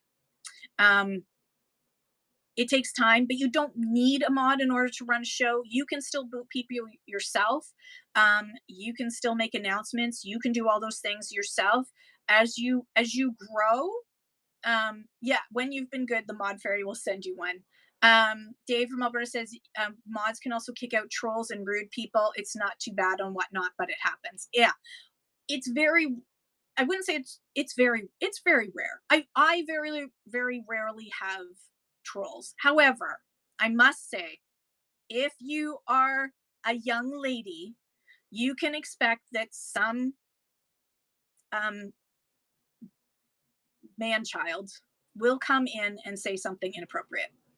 Um, will compliment you on your looks. Will then start to ask you inappropriate questions. The best thing you can do is just boot them out. Boot them out. Make a point. Remember, especially if you're selling women's fashion, and no matter what you're selling, but especially in women's fashion, the women in the room who are reading those comments have experienced that multiple times in their life and worse, and it is traumatizing for some people. It is a reminder of how we are treated in society, and it's you want to create a safe space. So yeah, boot them out. You have the power, boot them out. If you have mods, then say, hey Susie, can you take care of that for me? You don't even have to say what it is, just say, Susie, can you take care of that for me? Susie, like if Dave was in one of my shows and someone said something, I would just say, Dave, could you take care of that for me? And I know Dave would just go boot them out. And Dave from Alberta says, in my personal belief, if you have to boot someone, just block them as well. You don't need them in your shows or your life. Yes. In the summertime, there is an increase in stupidity, is what I'm going to call it. Troll stupidity, because there are kids at home with nothing to do, and I tend to find that the height of the stupidity is during the summer breaks, during March break, during Christmas break, all the school breaks. The longer school breaks is when you see childish behavior, and it's usually actually a child behind it. So just boot them and block them. You don't need that. Peacock Joy says, I haven't had a troll yet. How do you boot them? So Rockstar Sales, when you're live, I can't show you because I don't have my other phone. But when you're live, I can click on your profile on the little button. I can click on it and it will give me a whole bunch of options, and I can boot or I can block. And usually if they've said something homophobic, transphobic, sexist, like really rude or very inappropriate, even if they've red chatted it, I just hit block because that kicks them out and they can't come back to another show. They can't even find you in search now. It's kind of weird. Like you disappear from their view. Dave from Alberta says, in the last week, I've had to boot 4, doubling my lifetime total. Summer holidays. Yeah, it's and I hate to say it, but it tends to be a lot in young women's shows where they get sexualized, and it is traumatizing for you as a seller, and it takes away the momentum and it ruins the vibe. But the best thing to do is to, okay, it may never happen to you, but prepare for it. What do you think about what your line is going to be that you're going to say? If you have moderators and they're new to you, you can just send them a message to say, if we ever get a troll and you're moderating for me, just know that I'm going to ask you to boot them, and I want you to just boot them. I'm gonna come to what Com's asking, but I'm gonna do Little School first. I had 3 trolls during the True North Strong raid train. 2 of them kept typing "joined" with a wave to spam the chat, and one was saying he wished he was the thing I was. Oh God, yeah. So yeah, boot, boot, boot, boot. Yeah, you booted them out. Good. Um, Peacock used to do a really cute one, but she wouldn't spam it. She would just put a really cute one that was like, Peacock has joined the chat with something, and Mimics used to do the same thing. Really cute. I miss that actually. And also, I had one on when I used to do TikTok live. There was one guy who would come in and he would just say, he would type so it looked like he had given me a rose, which is points. So it would make me say, "Oh, thank you so much for the rose," and then I'd realize he hadn't actually given me a rose. It just looked like he had because he typed it. So I started goofing around with him because it was quite funny. So Comms Collections asks a really, really good question. Am I responsible for what my buyers say, what your viewers say, really? Whatnot censors the stuff already. Can I, as a seller, get in trouble for what buyers say in the chat? Yes. Whatnot has in their community guidelines that you, as a seller, are responsible for your show and the vibe in your show. If you start having, even if you don't agree with them, if you start say it's a whole bunch of hate speech that gets thrown out there, um, even if it's red, a lot of it gets caught by red chat. Not all of it's going to get caught by red chat. If you don't say that's not appropriate, that is not welcome in my show, and boot them out and let them keep talking like that for an extended period of time, if what you can get reported to Whatnot, and Whatnot will, as far as they're concerned, you tolerated it, therefore you allowed that kind of behavior on your show. So Whatnot is not there all the time to watch your shows. You're responsible for your shows. So if there is sexist, homophobic, transphobic, Islamophobic, uh any, all the phobics, any of that, if there's anything inappropriate, hate speech, um you know against Jewish people, saying that the Holocaust never existed, yada, yada, yada, yada, yada, all those things. If that comes into your room, it's your responsibility to shut it down. And it's you as the seller. So you can't say, oh, my mods didn't do anything. I thought my mods were going to do something. You as a seller need to say, that's not appropriate. That's not welcome in my show. Don't come back. And then if your mods haven't already booted them, you need to boot them out. Really good question. Yeah, and Peacock says, oh, so sorry, Dave says, as a Peacock is joined the chat from the lake. Dave from Alberta says, as a regular mod in many shows, do us mods a favor and let us know if you're okay with us using our judgment and not waiting to boot a jerk. Yes, Dave, I trust your judgment. You're a teacher. You deal with jerks all the time. Little humans that are not fully developed in their brain capacity, but you deal with them all the time. So I trust. If I mod you, I trust you. That's what I'm going to say. If I mod you, I trust you. Peacock Jury says, if you co-host someone, you're responsible for what they do and say. Yes. So you'll notice if you watch back some of my Fashion Friday shows, which we're transitioning into Friday. If anyone's interested in joining us, we're going to have sellers from Canada from all categories coming in, new sellers, real experienced sellers, all categories. We're going to have a lot of fun with it. In those shows, if someone that I'm co-hosting says, I do this thing and it's against terms of service or it's in a gray area, I will go, hang on a second, I need to say this. And I will stop them and I will explain to them live in front of everyone why it's not appropriate and why they shouldn't be doing that and why it's against terms of service. I will say that because someone may watch my show and think that, well, that's okay. That person does it and they were on Kim's show. No, it's not okay. Kim spoke up right away and said, no, no, you're not supposed to do that. Don't do that again. I will speak up. I will call you out. Sorry, if you're going to co-host with me and you're going to admit that you're doing something against terms of service, you're getting called out live. And it won't, and I'll be kind, but it still won't be pretty in the end. Sunrise Sunset says, I'm in the human service industry and I want my shows to be a safe space. This is, oh, you're welcome. Yes, you want to create a safe space. And a safe space is part of giving your show a glow up, making people feel that they are safe in this environment. And especially if you're in women's fashion, jewelry, that sort of thing, where women are gathering together, it needs to be a safe space. And look, if your views at home are such where you believe a certain thing is a sin, whatever, Keep that thought to yourself, okay?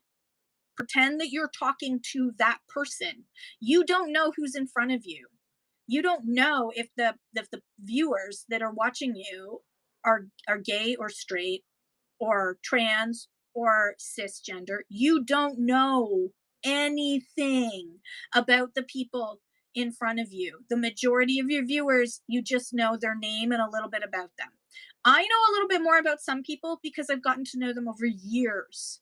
Um, but we don't totally know each other. So you have no idea if that person is whatever. You don't know if they're Islamic or Jewish or Christian. So make sure that your views are are just about love and caring. Okay. Make it a safe space for all. And if you can't make it a safe space for everybody, I don't know, put that in your profile. I'm not a safe space. I've never seen anyone put in their profile, but maybe you should. I'm not a safe space. Don't come to me. Comms says, Whatnot needs to do something about the over sexualized sellers for kids' products. Half naked people selling Pokemon cards and shaking. Oh, God. Yeah. Yeah. Totally inappropriate. Totally inappropriate. Hi, deeply rooted. How are you? Totally inappropriate. So you can report it. If you see something, say something. The more people that report things about one seller, the higher up on the radar for Whatnot it's going to go. Because like if it's just me that reports somebody, then maybe they're just going to go, oh, it was just a one-off. It's just Kim. She's being a Karen. We're not going to worry about it. You don't even know which support person is going to get that complaint, right? So I mean, you can have fun. For example, Megahertz does his little runway show. And yes, he dances. He used to be a go-go dancer at a club. So he dances and he twerks, but it's doing it for fun. He's not doing it in order to, he's not shaking his booty. He's shaking his booty, but it's covered up. You know what I mean? There's right ways and wrong ways of doing things. But again, if it's not against terms of service and it's a gray area, still report it in case you may have left and the show may have gotten worse after you left and you don't know because you left. And I mean, you should leave. That for your own mental health, leave things that aren't comfortable. Report if you feel like it's against TOS. Let Whatnot deal with it. And if we all see something and say something, Whatnot will have an opportunity to know when it's an issue. Vince McCarley says, I'm scared even wearing a tank top in a show. Don't be scared. Just, it's, the problem is they're purposely sexualizing it, right? There's no body shaming that we should have, but they are overtly sexualizing. Yeah, there's there are sellers that are deliberately putting Pokemon cards, Comms is saying, in their cleavage like a stripper. Okay, they're a stripper. WF says, is there a way on Whatnot to find Canadian sellers? I found a few, but I'm limited as to how many people I can buy from. What category are you looking for? I love doing this. I love doing this part. Yeah, lost all the, I mean, yeah, it's a really great question. So, what category are you looking for, WF? Because I'm going to go with whatever you ask for. Hang on. Let me just pull up whatnot.com. Okay. Please hold. Yeah, right here is a good place to find people, but not everyone's here. There's only 20 people here. Fashion, palettes, etc. Awesome. Okay, so everyone who sells in fashion and palettes in Canada, wave and say hello to WF416, who must be in Toronto in the 6. Okay, hang on. I'm going to be doing this like this. All right. So hello, Kim. Yep. Let's go back to buying. All right. So we're going to go and we're going to look for fashion. Let's see. Women's fashion. So I go to the category. Now you can do this on your phone or you can do this. Actually, it's easier on your phone, isn't it? You can do it easier on your phone. Okay. So on your phone, you would be able to, there would be a little thingy right here that would say, let me go down to contemporary, see if I can get a drop down from that. No, stupid. Okay, so on the computer, you can't do this, but it will show you all of the folks in the fashion cat. They will show you first Canadians. They will have no flag, or some people add a flag, so you can see a CA there. There are currently 2 people doing shows live right now in Canada in the women's contemporary category. And then if you scroll down past the live shows, scroll, scroll, scroll, scroll, scroll. Holy cow, America. Holy cow, America. Okay. Look at all this competition in America. Woo, all these one person in the room. One person in the room. Okay, then once you get past all of the live people, it will then show you on the computer all the upcoming shows, which you can bookmark. Ba-doop, ba-doop. I'm going to get notifications about all of these. You can see all the ones, and as long as they have no, if see here, no flag, or it says CA, you'll know that there's all of the people that are coming up that are Canadian. And then once it's shown you all the Canadians, which is holy cow, a lot, Canadian, Canadian, Canadian. That's all the Canadians. So go to the, skip the For You page and go straight to the category page. Now, on your phone, you're going to go to the home page, and then you're going to go to there's a little search icon. It looks like a magnifying glass. You're going to click on that, and then you're going to pick the category that you want. So say it's palettes. You're going to click on the palettes, and then on the top above the thumbnails, there's going to be a little filter button. It's that little filter button. You're going to click on that, and it's going to pop up another screen, and you're going to have, like, tags, and you're going to have all kinds of things. You're going to go down to ships from, and you're going to click on that, and then you're going to click Canada and hit shows, or hit the yellow button, whatever it says. Hit that yellow button, and then it's only going to show you Canadians, and then you will see all the Canadians who have shows booked. There might be other people who sell in that category from Canada, but if they don't have shows booked, it's kind of hard for you to find them, right? Also, if you're searching for an item, so say I'm searching for, let's see. Oh, wait, hang on. Okay, if you're on, okay, I'm going to show it to you this way. There is actually a way to do it on the laptop. So instead of going to the side here, you're going to go up to browse. Let me show you. And then we're going to select women's fashion. And then down here, it's got a similar thing. Shipped from is right down at the bottom. We're going to scroll. We're going to go to Canada. And then it is only going to show Canadian shows only. So then now we've got only Canadian shows here. Now, if you want to look for an item, so say I want to look for a palette, and I'm going to search for it as an item. Then I'm going to go to over here to go to products, because they may have palettes listed, but they're not doing live shows. So I'm going to go to products, and then I am going to go to shipped from and see if there's anybody from Canada, and there is. And now, boom, here are all the people who have the word palette in their item. So you'll be able to see all the folks who have Radicalness is selling a shipping label that's against terms of service. La la la la la. The I Spy Collectible has a cute little baby original PVC palettes. I don't know what that means. 3,400. Holy shit. Okay, so that's how you find Canadians. Also, if you look in my show notes, if you click on my show notes up above, sorry. Oh, I'm not done. There's so many ways to find us. If you click on the show notes up above, go down till you see that little Canada flag. And it says, join the unofficial Whatnot Canada Discord to learn, collaborate, and get help. Just type in that bit.ly/Discord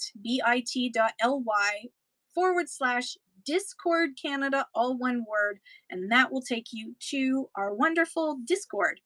Now, we're not a busy Discord. It's a quiet Discord, but there are people there from all different categories, and you can introduce yourself and you can share your shows there. Sleek Styles, hello. You can share your shows. You can ask questions. You can get help. Sometimes if you're trying to do something and you're like, oh my god, this is not working, you can message support, of course. Message support. They're number one, but sometimes it takes a while to get an answer from support. And if you ask the question from us, we'll probably be able to answer it even faster. So I will get Discord on my laptop, typically using Whatnot on my phone. Yeah, you can get Discord also on your phone. I always check in on Discord on the app, the Discord app, but you can put it on your laptop. You can do it. You just sign up using the browser in order to get on there. Donna, how are the deals? What am I missing out on? Because today there's a big yard sale thing in Belleville, but I'm not there. I don't really need any more stuff, so it's all right. Okay, we talked about numbering your lots. We talked about, hopefully I've gotten to everybody's questions. So back to setting up a good system. Your organization before your show and setting up your items before your show will help your show, the flow of your show, move better. And an organized show, a less chaotic show, will definitely make a huge difference. Oh, most of them are going to be doing it tomorrow. All right, meet you there. Are you going to be around? So you're never hunting for the next item. You know exactly what to sell and in what order, and you can really manage the flow. Melody says, I need to learn Discord. It's what all the teens are using. Really? Oh my gosh. I think of it as like a business thing, honestly, like Slack. I mean, I love Slack, but not everybody uses Slack, and Whatnot was using Discord. So, all right. Thank you, Donna. I have a question about shipping. Is there a specific type of product we have to ship in, like bags? Nope. Whatever's safest, whatever's going to make it deliver safe and secure. Okay, so you understand organization. One of the biggest reasons people abandon online shopping experiences is having to wait. Every time you stop to have to look for your next item, you're giving buyers an opportunity to leave. Every time you have to stop and look for your tape in order to write, and then you can't find your pen. How many times have I done that to you guys? Where I can't find my freaking pen so that I can write down the name of the person so I can put it on the item so that I remember who's got what. I am giving you guys an opportunity to leave. That's why I switched to the labels. And then, to be honest, that's why I've switched to Notbot. The $30 a month is worth it as far as I'm concerned. I'm trying it out. But so far, I like it. It makes things move faster, and I've been able to customize it, which I also love. So I'm not selling it to you because I haven't finished testing it. I'm not there yet. I'm going to give it a whole month. But that saves me time. But every time you stop to have to look for something where you're disorganized, it gives people a chance to leave. You want to keep that flow and momentum going. The other thing is energy. And a lot of people think, they come in and they watch big shows where there's like, let's go, Chad, let's go, come on, swipe, swipe, swipe, let's go, woo! And they're dancing and they're doing all kinds of stuff. And you see that and you go, oh my God, I can't do that. This is not the app for me. And they leave thinking that's all there is because they went and they looked at the big sellers with big rooms. And I want to remind you, are you sleeping, chat? I know. Are you sleeping, chat? I want to remind you that big rooms, thousands of people in a room, does not equal buyers. There are not thousands of buyers in that room. Again, that big, huge seller. Yes, he made, I don't know how much money he made. He grossed a lot of money. I don't know what his wholesale price was for all that stuff. It was all brand new basketball card stuff. Very cool, very exciting, very high end. But he only had 52 buyers. 3,700 people in that room were only there for the free giveaways. He only had 52 buyers in all that time. Hours and hours and hours and only 52 buyers. Did he make money? Yeah, sure, absolutely. The guy selling stolen shoes had good margins. Yes, stolen shoes would definitely have good margins. I don't suggest that though. Many and most successful sellers are just themselves. They don't pretend to be hype. And in fact, all that hype is not sustainable. You don't walk around all if I mean, maybe there are some people who walk around all day yelling at their family, "Let's go, honey, cook dinner. You know, let's go, kid, do your homework, let's go." You know, it's like it's not real life. It's not real life. Jim Carrey style, exactly. Hello, Sammy Sassy Pants. Thank you so much. I hope you're having a fabulous day. I love you. And I'm sorry for the smoke. I'm sorry for the smoke, A. I'm very sorry. We're out and about trying to get rid of our smoke. We're blowing as hard as we can, but it's not working. But I hope that it sages you. We're gonna add some sage in. We're gonna put some sage. You're melting, but you're good. I'm glad. Oh, I'm sorry you're melting. I can't do anything about that. And talk to your elected officials about climate change. Um, so many successful sellers and most successful sellers are just themselves. They can be quiet, they're funny or they're not funny. They're educational or they're not educational. They're energetic or they're chill. You can have relaxed shows and you can have fun, energetic shows. All of those can succeed on Whatnot because there is not one way to Whatnot. So if you think I watch shows on Whatnot and oh my God, all these shows with with all these viewers, I need to get all these viewers because it's the only way to be successful. And I can't sustain that. We're like, let's go chat for like 5 hours. No, you do not have to be that. You do just be yourself. That is sustainable. And that is what people love. I mean, could you imagine? Imagine for a second you went into Walmart or Home Depot or any of the big Macy's or Sears or Eaton's when we had it in the day, the Bay when we had it in the day, Zellers when we had it in the day. Could you imagine if when you walked in, the greeters and the staff were like, come on, put stuff in your cart, bye, let's go, let's go. I mean, that's not real life. That's not how retail works. Why would anyone think that retail would work like that here? That is fun and energetic for a period of time. And some people absolutely love that. And that is their thing. You want to see that? Car sales kind of work like that, but they still don't they're not screaming at you. They're not screaming at you or saying, oh, you just stole that. You guys are stealing from me. Like they don't yell it at you.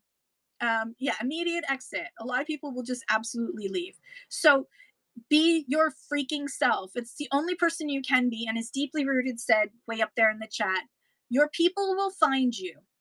Find a vibe that works for you. And to be honest, finding your vibe on Whatnot takes about 3 to 6 months to discover who you are, who you want to be on Whatnot, how you want to run. Hey, Linda, I'm in Hastings, Ontario, Canada.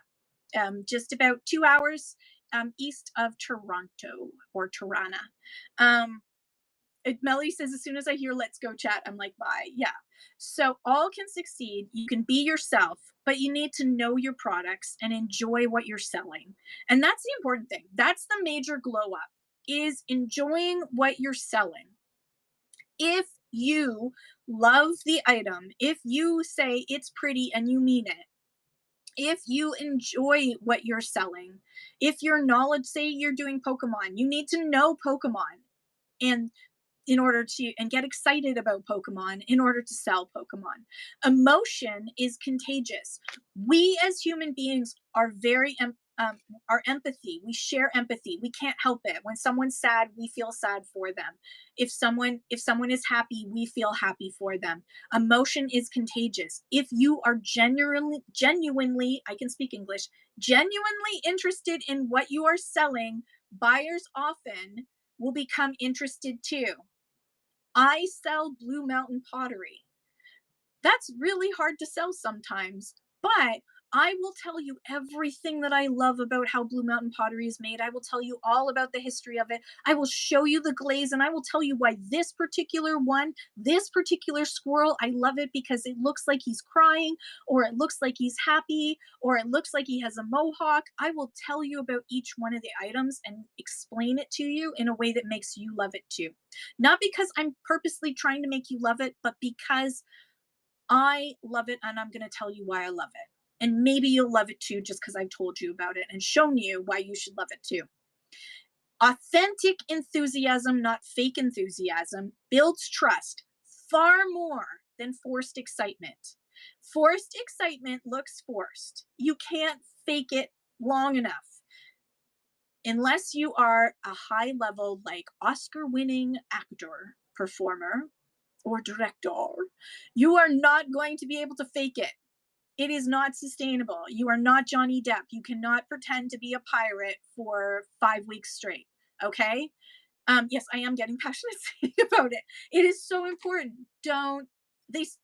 But Melody, they'll have 100 people in the room, but how many people are actually buying? Again, big seller, 3,700, 33,751 people in the room and 49 buyers. So 3,700 of those people were just hanging out there to maybe win a giveaway. They were only there for the giveaway. I find if you are in one of those screaming rooms, hey D, how are you? Everyone make sure you're following D Archivist. Um, uh, if you're in one of those rooms and they're not doing a giveaway, do the people really stick around if there's no giveaway? Watch when they're like, I watched one show where they had like a huge thing that they were giving away. It was worth thousands of dollars.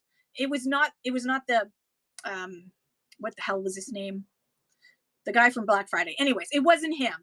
Um so um the he had a big, yeah, Mr. Beast. So it wasn't him. It was another seller who had like a big, like thousands of people in the room, and he was doing a very big giveaway at the very end of the show. The minute the giveaway ran, um, you could just watch it. The numbers just started the giveaway was done. They all just left. I was only in there for the giveaway. They didn't give a shit about buying any of the items. They just wanted the free shit. That's why they were there. Well, I wouldn't even call them givey goblins. I mean, I have to admit it. I've been in shows where I've stuck around. I put the phone on mute and I've just sat there and done something else and waited for that giveaway to run. But I put the phone on mute and I have no interest whatsoever in buying from someone who's that obnoxious. But I'll take your free shit. I'll take it. If I win it, good. I'll take it. I'll take the $1,000 item and resell it. Like that's the only reason I'm there. But I put it on mute and I'm not listening and I'm not buying a single thing. I actually won't. I'm sorry. And if that's a givey goblin, fine. I'm a givey goblin. But I don't like hang out in shows like givey goblins tend to be people who go from one show to another to another to another, just looking for giveaways. And we used to have like a little team, a cute little team of Canadian givey goblins who would come in and then they'd tag everybody else in their little team to let them know that there was a giveaway going on. And when they'd win, I'd just be like, "Oh my gosh, well, congratulations! But I'm sure you're going to go now because the giveaway's over. But thanks everybody who came in just for the giveaway. See you later." I would just joke about it because it's the reality. But anyways, I'm not. For those who've been around for a while, I'm not a big fan of giveaways. I don't think that they help, and I certainly watching these big shows don't think that they actually equal buyers. They're just there. I mean, you could not do the giveaways and still have the same amount of people in the room buying that stuff. Like, I would love to challenge Joe Hollywood to do a show where he doesn't have any giveaways or any sponsored giveaways and just sells. I challenge you. Yeah, we've never met, but I challenge you, Joe. Just do a show without doing giveaways and just sell. Just sell for fork steaks. Just sell. Um, okay, I finished that little rant. Sleek Styles asks, does promoting shows work? It depends. Promotion can work because it's an ad, but an ad is only as good as what you have to offer. So your thumbnail has to be interesting because otherwise no one's going to click in. If the thumbnail is interesting, but when they click into your show, it's boring as poop, or there's nothing to see because you're scrambling to find the next item, or your lighting is crap, or your sound is off, or your internet is slow, they're going to leave. So you've just wasted money. So if you're going to do promotion, make sure that it's for a time when you want to get a boost of people in the room to make them buyers, not just so that they're there. Because the number of people in the room isn't as important as the number of buyers, in my opinion. Does it help boost the algorithm? Maybe. I don't know. I haven't written the algorithm, so I don't know. Maybe it boosts the algorithm. But as far as I'm concerned, the most important thing is how many buyers you have at the end of the day.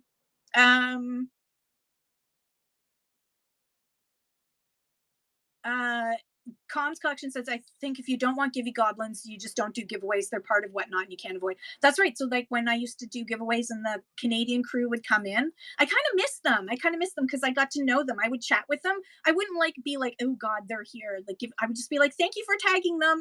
It's awesome that they're gonna come. And then I would say hi to them and I got to know them. I found out that one was the uncle of the other and they started chatting with me and they'd stick around in my shows and I got buyers out of them. They normally were just people that went from one show to another, but I got a couple of them to buy from me because I was nice and welcoming. Deeply Rooted says, I would rather have an organic following too, not people who follow you for forgiveness. Yeah, or like the follow for follow, or buying. A lot of people will buy promoted giveaways. So they'll go into a big show and they'll buy a promoted giveaway, and then they get their name for 5 minutes shouted out by the host, and it's down there, and that's, fabulous. You get a few extra followers, but followers do not equal sales. You can go into, for example, I love Princess Catherine. She is awesome. She's built a great business. She started off by just following everyone she could think of. She got herself up to 13,000 people following her back that way. But her sales were like, she had just started out, but she went on a mission to get as many follow for follows as possible. She got high numbers, but that doesn't equal people in the room. If you go into a Pokemon room to get some followers, by doing a promoted giveaway so that you'll get some followers from that, that doesn't necessarily mean that they're ever going to come to your shows. They're just going to be a follower and they might unfollow you right afterwards. Zoe's Treasure says, my highest grossing shows have 0 giveaways. Yes, exactly. And The Archivist says, my best shows too. The Archivist says, you have to try things to find out for yourself. Sure, it may work or not. Yeah, absolutely. Buyers giveaways, I think, are a really great way to keep people, get people interested in buying from you. They might just buy something small just so they can get into the giveaway. But once they're a buyer and then they receive that item and they've seen how you package it and the little note that you leave and just how you put some care into it and the awesome item that they get, even if they spent just a little bit of money, they're going to come back. They're more likely to come back also because the algorithm is going to show you to them again because you were in the show and you bought something. Comms Collection says, I do 1 follower giveaway to start the show. So far, 80% of those winners have gone on to buy more. Only a 20% of them be goblins. That is awesome numbers, Comms. That is really awesome. Clearly, what you're doing is connecting the thing that you're giving away with what you're selling so that they want to buy the things as well. What about adding to the buy now profile part? Does that help for followers? What do you mean, Sunrise Sunset? Sorry. Pinwitch says, because I sell super niche Disney pins, giveaways really work for me. Awesome. Yeah. If they work for you, keep doing it. If they don't work for you, don't do it. Try something else. Try something else for 4 weeks. Use my 4-week goal setting system. See if doing it a different way makes a difference. You may be surprised. Sleek Style says, Ablation Bunny, I love to see the different snacks you have. I love that. Dave from Alberta says, having tantrums at Givey Goblins is annoying too. I mean, unless you are new here, it's a possibility. Exactly. Or getting upset when a buyer giveaway goes to somebody who is a form filler. So what? Move on. It's just the law. Follow the law. Okay, let me get back to things. Like the shop. Putting stuff in your shop. Does it help for followers? It helps for buying. It helps for buying. So yes, my suggestion would be Sunrise Sunset is add a few things. If you don't have a lot of time, do some listings of some of your like absolute favorite things. Like think raindrops on roses and whiskers on kittens. Pick your favorite things and list those, but don't do it all at once. It's too overwhelming. What I want you to do is 5 things. Just list 5 things. And then next week, list 6 things. And the week after that, list 7 things. And eventually it will become old hat and you'll be really fast at it. And then you can have like a pace where you say every Monday afternoon after I get back from work or picking up the kids, I'm going to list 4 or 5 things. And then I'm going to do the same thing on Tuesday, Wednesday, Thursday. And then I'm going to take Friday, Saturday, Sunday off. But I'm going to list like 5 things each day. That's 25 things. And put those as your favorite things because those are the things that you're going to highlight. And then you can always take them from your buy it now and run them as an auction or do a flash sale, which is a lot of fun too. Um, Com says, I follow one big Canadian seller. They give away empty tins. If you buy, then they add extra cards. If you're just a follower, you get an empty tin. Yeah, then no, that's against terms of service. That's against terms of service. No, that everybody gets a tin. Just say, you don't have to say out loud. It could just be that, just do it in silence. Do it afterwards. Don't tell anybody. You can do whatever you want that no one's going to know about. Like, but if the giveaway is the giveaway, period. You can't say the giveaway for this person is this if they buy, but not, but it's different if they don't buy. No, no, no, no, no, no. That's against terms of service. I don't know how they get away with it too. Just keep reporting it if you see it. But you probably just don't go into their shows, comms. Don't go into their shows. Deeply Rooted says, pre-listing some stuff and having it in your shop and your buy it now, it's helpful to showcase what you sell to newcomers just checking you out for the first time. Absolutely. And yesterday I had someone who asked for us to look at, for Melody and I to look at her profile, and we went and we looked at her shop, and it was just the random pulls. There was nothing else. So I didn't really know what she was selling in her next show. So definitely make sure that you have at least 10 shows booked in advance. You can put them in December. You can put them in next January and move them. You can change the thumbnail. You can change the title. You can change the category, but just book shows in advance. I can't bookmark shows that aren't already scheduled. And yes, highlight what you sell. Highlight a few of the things that you sell. I sell a huge mishmash of items. So when you go to my shop on Whatnot, my Whatnot profile, it's whatever, it's going to show the latest thing that I listed. So right now you're going to see jewelry first, and then way down below somewhere is going to be books, right? It's all based on what you list lately. Dear Whatnot, we've asked you a few times. We're going to ask you again. And I know that it's on the list on the side of someone's desk to do someday. But we need to be able to organize our store on Whatnot profile by category. Sunrise Sunset says, I'm on Poshmark. It's okay too. So I'm used to adding stuff. Such a relief knowing I don't have to add it all at once. Yeah, don't do that. Don't push yourself.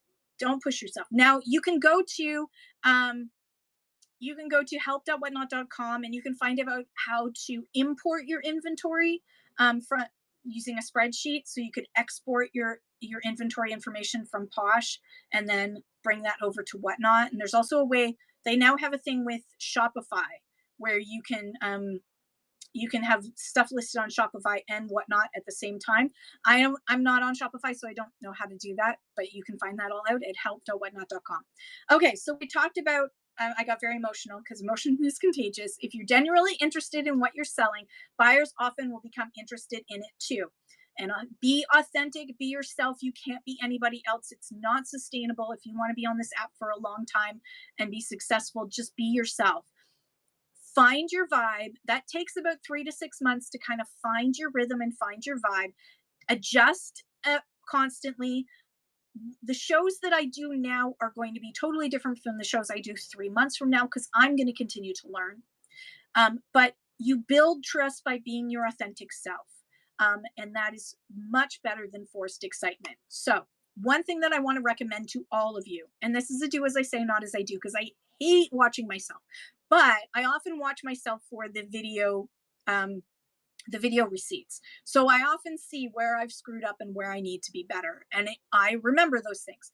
Watch your replay. You as a seller can go back to your shows and watch your past shows. Think of it, but I want you to watch it not as yourself. I want you to put yourself in the position of being a buyer. Ask yourself as you're watching your replay, would I stay in this show? Can I hear everything that this person is saying? Can I clearly see every item? Am I waiting too long for something that I want to see? Does this feel organized or disorganized? And do I actually trust this seller? And what is one thing, I just want you to pick one thing, okay? What is one thing that I could improve before my next show? Just take one thing. I know there's a lot of I've been going for like what, 3 hours?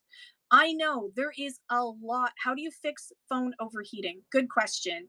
Make sure you have it updated. It depends on what it is, but my secret is, and I know it's not recommended, so use this with caution. Is I get one of those um, kids sandwich frozen things for their lunch things, and I put that behind. I literally, if I'm like out and about where it's going to get hot, I put it on the phone at the back. So it's basic, and I use rubber bands. It's very high class. Um, Zoe's Treasure says there's stands that you can buy that cool and charge the phones. Oh, that's so cool. Another stand we could buy. There you go. Thank you, Zoe's Treasures. I don't know why I didn't mod you. Not that I think we're going to have any trouble today. Um,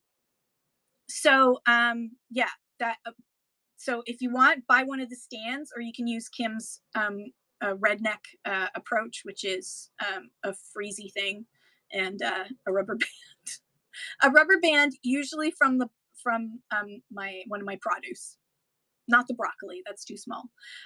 So I want you to go back to the replay. Pick one thing. The replay doesn't lie.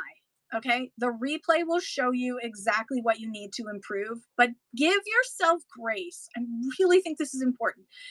If you think you're going to be too self-critical, I don't want you to do this. I don't want you to go and look at your replay. Okay. I don't, because you're going to start overthinking stinking. And if that is something that you are familiar with, over stinking thinking, I want you to say, I'm only going to look at one thing at a time. I'm only going to improve one thing at a time. I don't want you to get overwhelmed. I want you just to pick one thing at a time. Then you can come back to this video. It's going to be on YouTube, Twitch, and Facebook. Facebook holds it for about 40 something days, but go to my YouTube. It's the Red Rooster CA. You can watch this again. You can fast forward to the part, and you can just take one piece at a time. Don't try to do all of it at once if it's going to overwhelm you. I understand. I understand that. I really do. And I don't want you to get overwhelmed. Watching yourself back is one of the fastest and cheapest ways to help you improve. But if it's going to make you not want to go live again because you're too self-critical, then I don't want you to watch your replay. What I want you to do is say, it's okay to make mistakes. I'm learning this app, and I'm going to always have to learn something new about this app because this app is constantly changing. I don't have to be perfect. I just need to make progress. Progress over perfection. Say it to yourself over and over again until you believe it. Progress over perfection. There is no such thing as perfection on this app, and you're never going to be that person. I'm never going to be the hodgepodge place, and I've accepted that. I love her, and I think it's amazing, and I wish that I could be like that, but I'm never going to be there. I'm never going to be there, and that's okay. Just take it one step at a time. Don't try to push yourself beyond where you're able to take it at this moment. Give yourself grace. Remember that we all make mistakes. We've all forked up on this app. I do it all the time. You come into my shows and you're going to say, oh my God, Kim's got like crappy lighting today. Her internet is all wonky. I can barely hear her. And you're going to be like, she said in her show that that's what you should do. And then look at her. She's not even doing it. Hello, I'm a human, and I'm not perfect at all. I'm just telling you the things that you could improve on and that I can improve on. I'm just trying to help, but I'm not perfect, and I'm never going to be. Okay. So I'm going to leave you with this. Buyers don't usually say, wow, this seller has excellent production value. They don't usually say that. What they do say without realizing it subconsciously is, that was so easy. I enjoyed that. I had fun, and I trusted that seller. That's why they keep watching, and that's why they're going to keep bidding, because they felt it was easy, it was enjoyable, and they trusted you. And that takes time to build. Dave Promoter says, I say that in a few shows. That takes time to build. You do not need to have a perfect studio environment. You don't need to have expensive gear. Just improve one thing at a time. One small improvement. Every show will add up. And before you know it, in 6 months' time, you're going to be coming and telling me that your show really has had a glow up. Now, I would love to hear from all of you. What is one production tip that made a noticeable difference in your own shows, or something that you've noticed about other people's shows that you would love to try out? That way we can learn from each other and grow. So I'll go first. I wish that I did do OBS. I'm not probably going to, but I love Zoe's Treasures, and her husband have set up this awesome little emojis that come out and everything. It's so much fun. It's just so sweet and fun, and not like, it's not over the top, but it's so fun and funny, and I love that. I love the archivist and the way that she teaches and presents her items, and she's also using OBS. But then I also love like the hodgepodge place, who can like hold hold a her tablet and hold her item, and also like talk to three people and answer the door. And I mean, you should have seen her when she used to have her store. It was hilarious. I love people who are just being themselves, and that I think is my favorite glow up for any of you, is to just be yourself.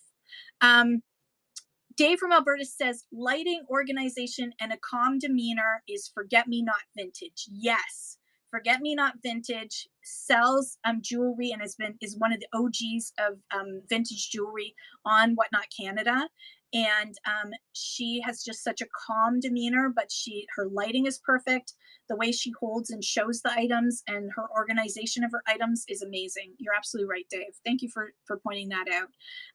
Magnus Marika says OBS is cool, but not necessary to run shows to make sales. Yes, a lot of sellers don't use OBS. I'm always impressed by OBS because I never have gotten around to doing it. I keep procrastinating, and I think I'm just gonna accept that. I'm just gonna use this computer to just manage the shows, not to actually run the shows.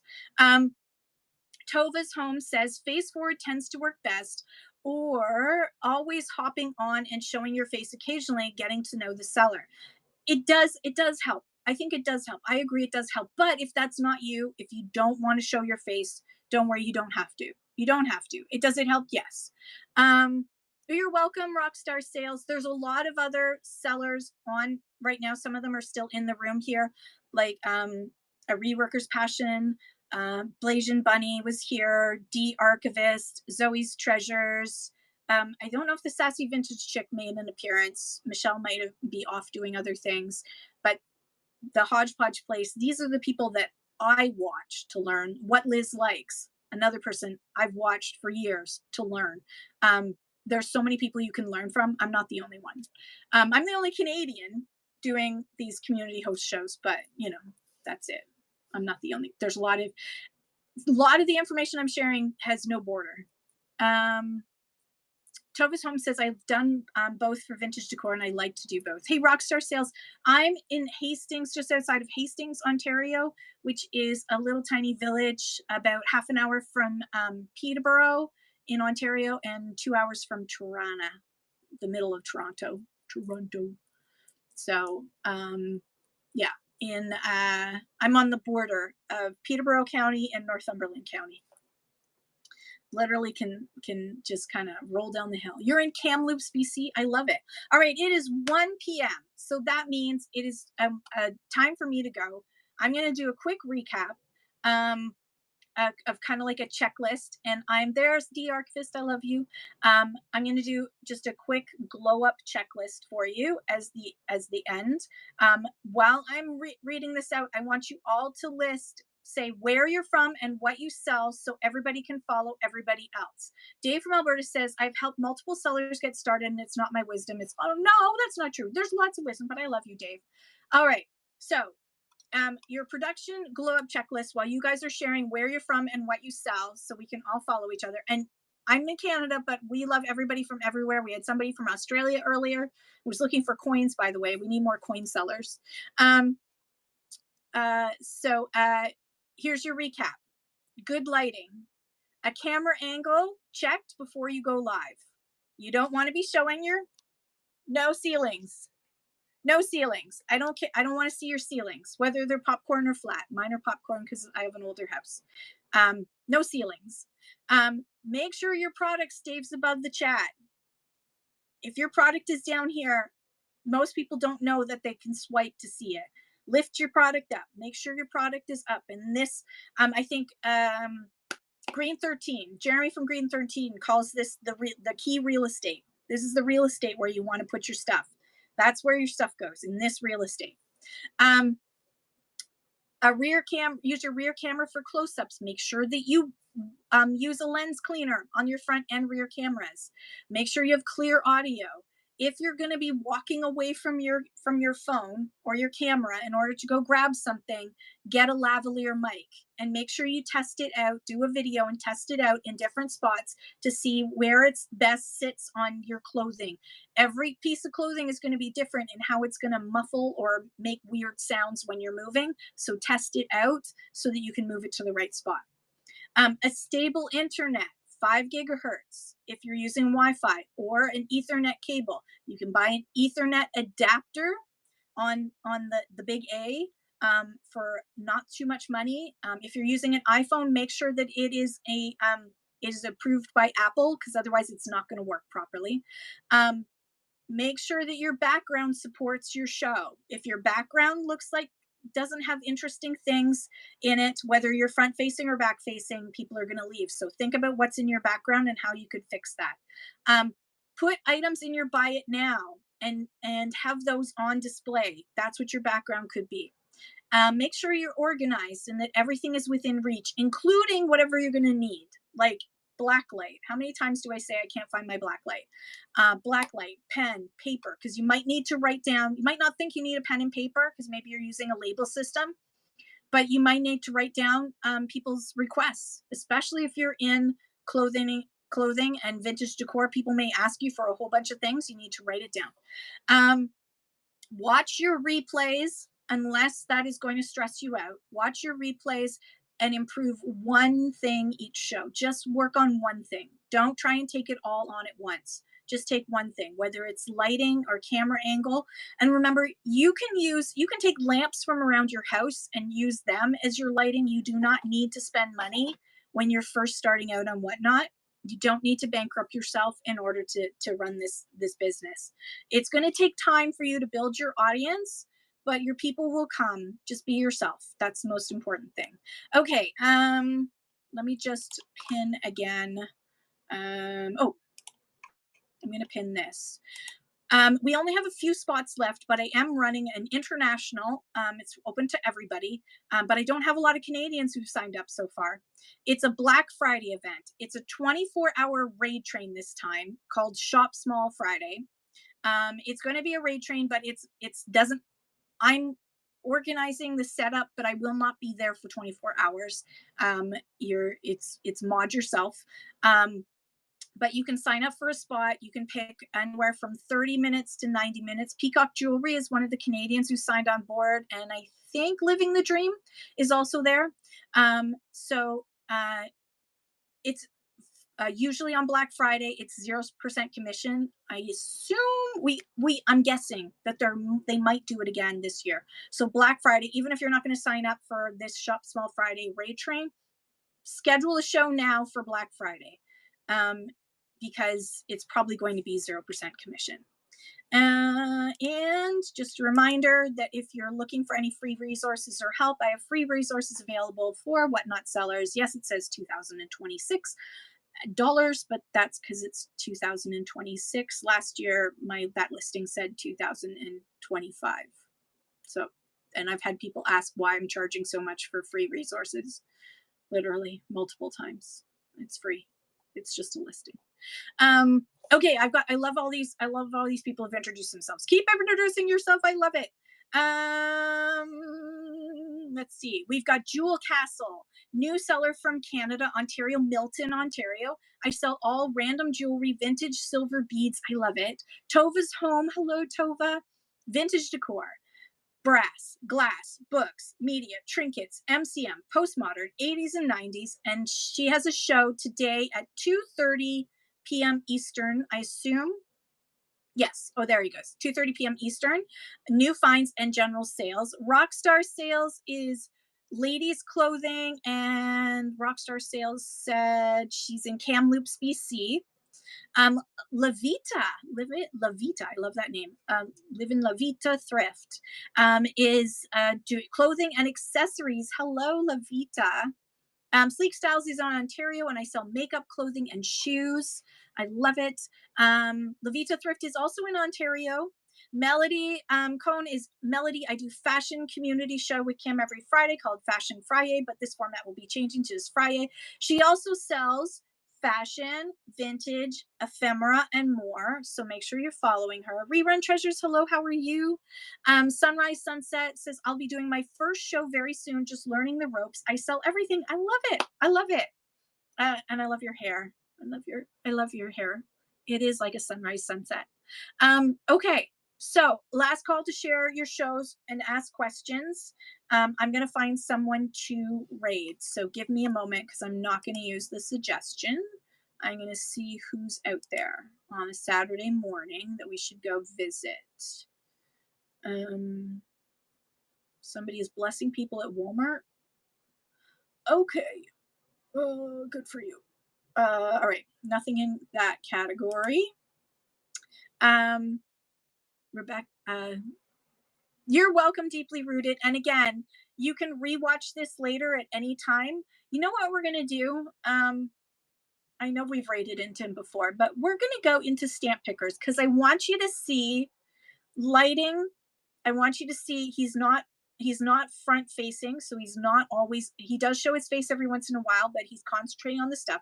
I know it's stamps, but he makes them sound interesting. He's very knowledgeable. He's got a real good community of folks that he's gotten to know.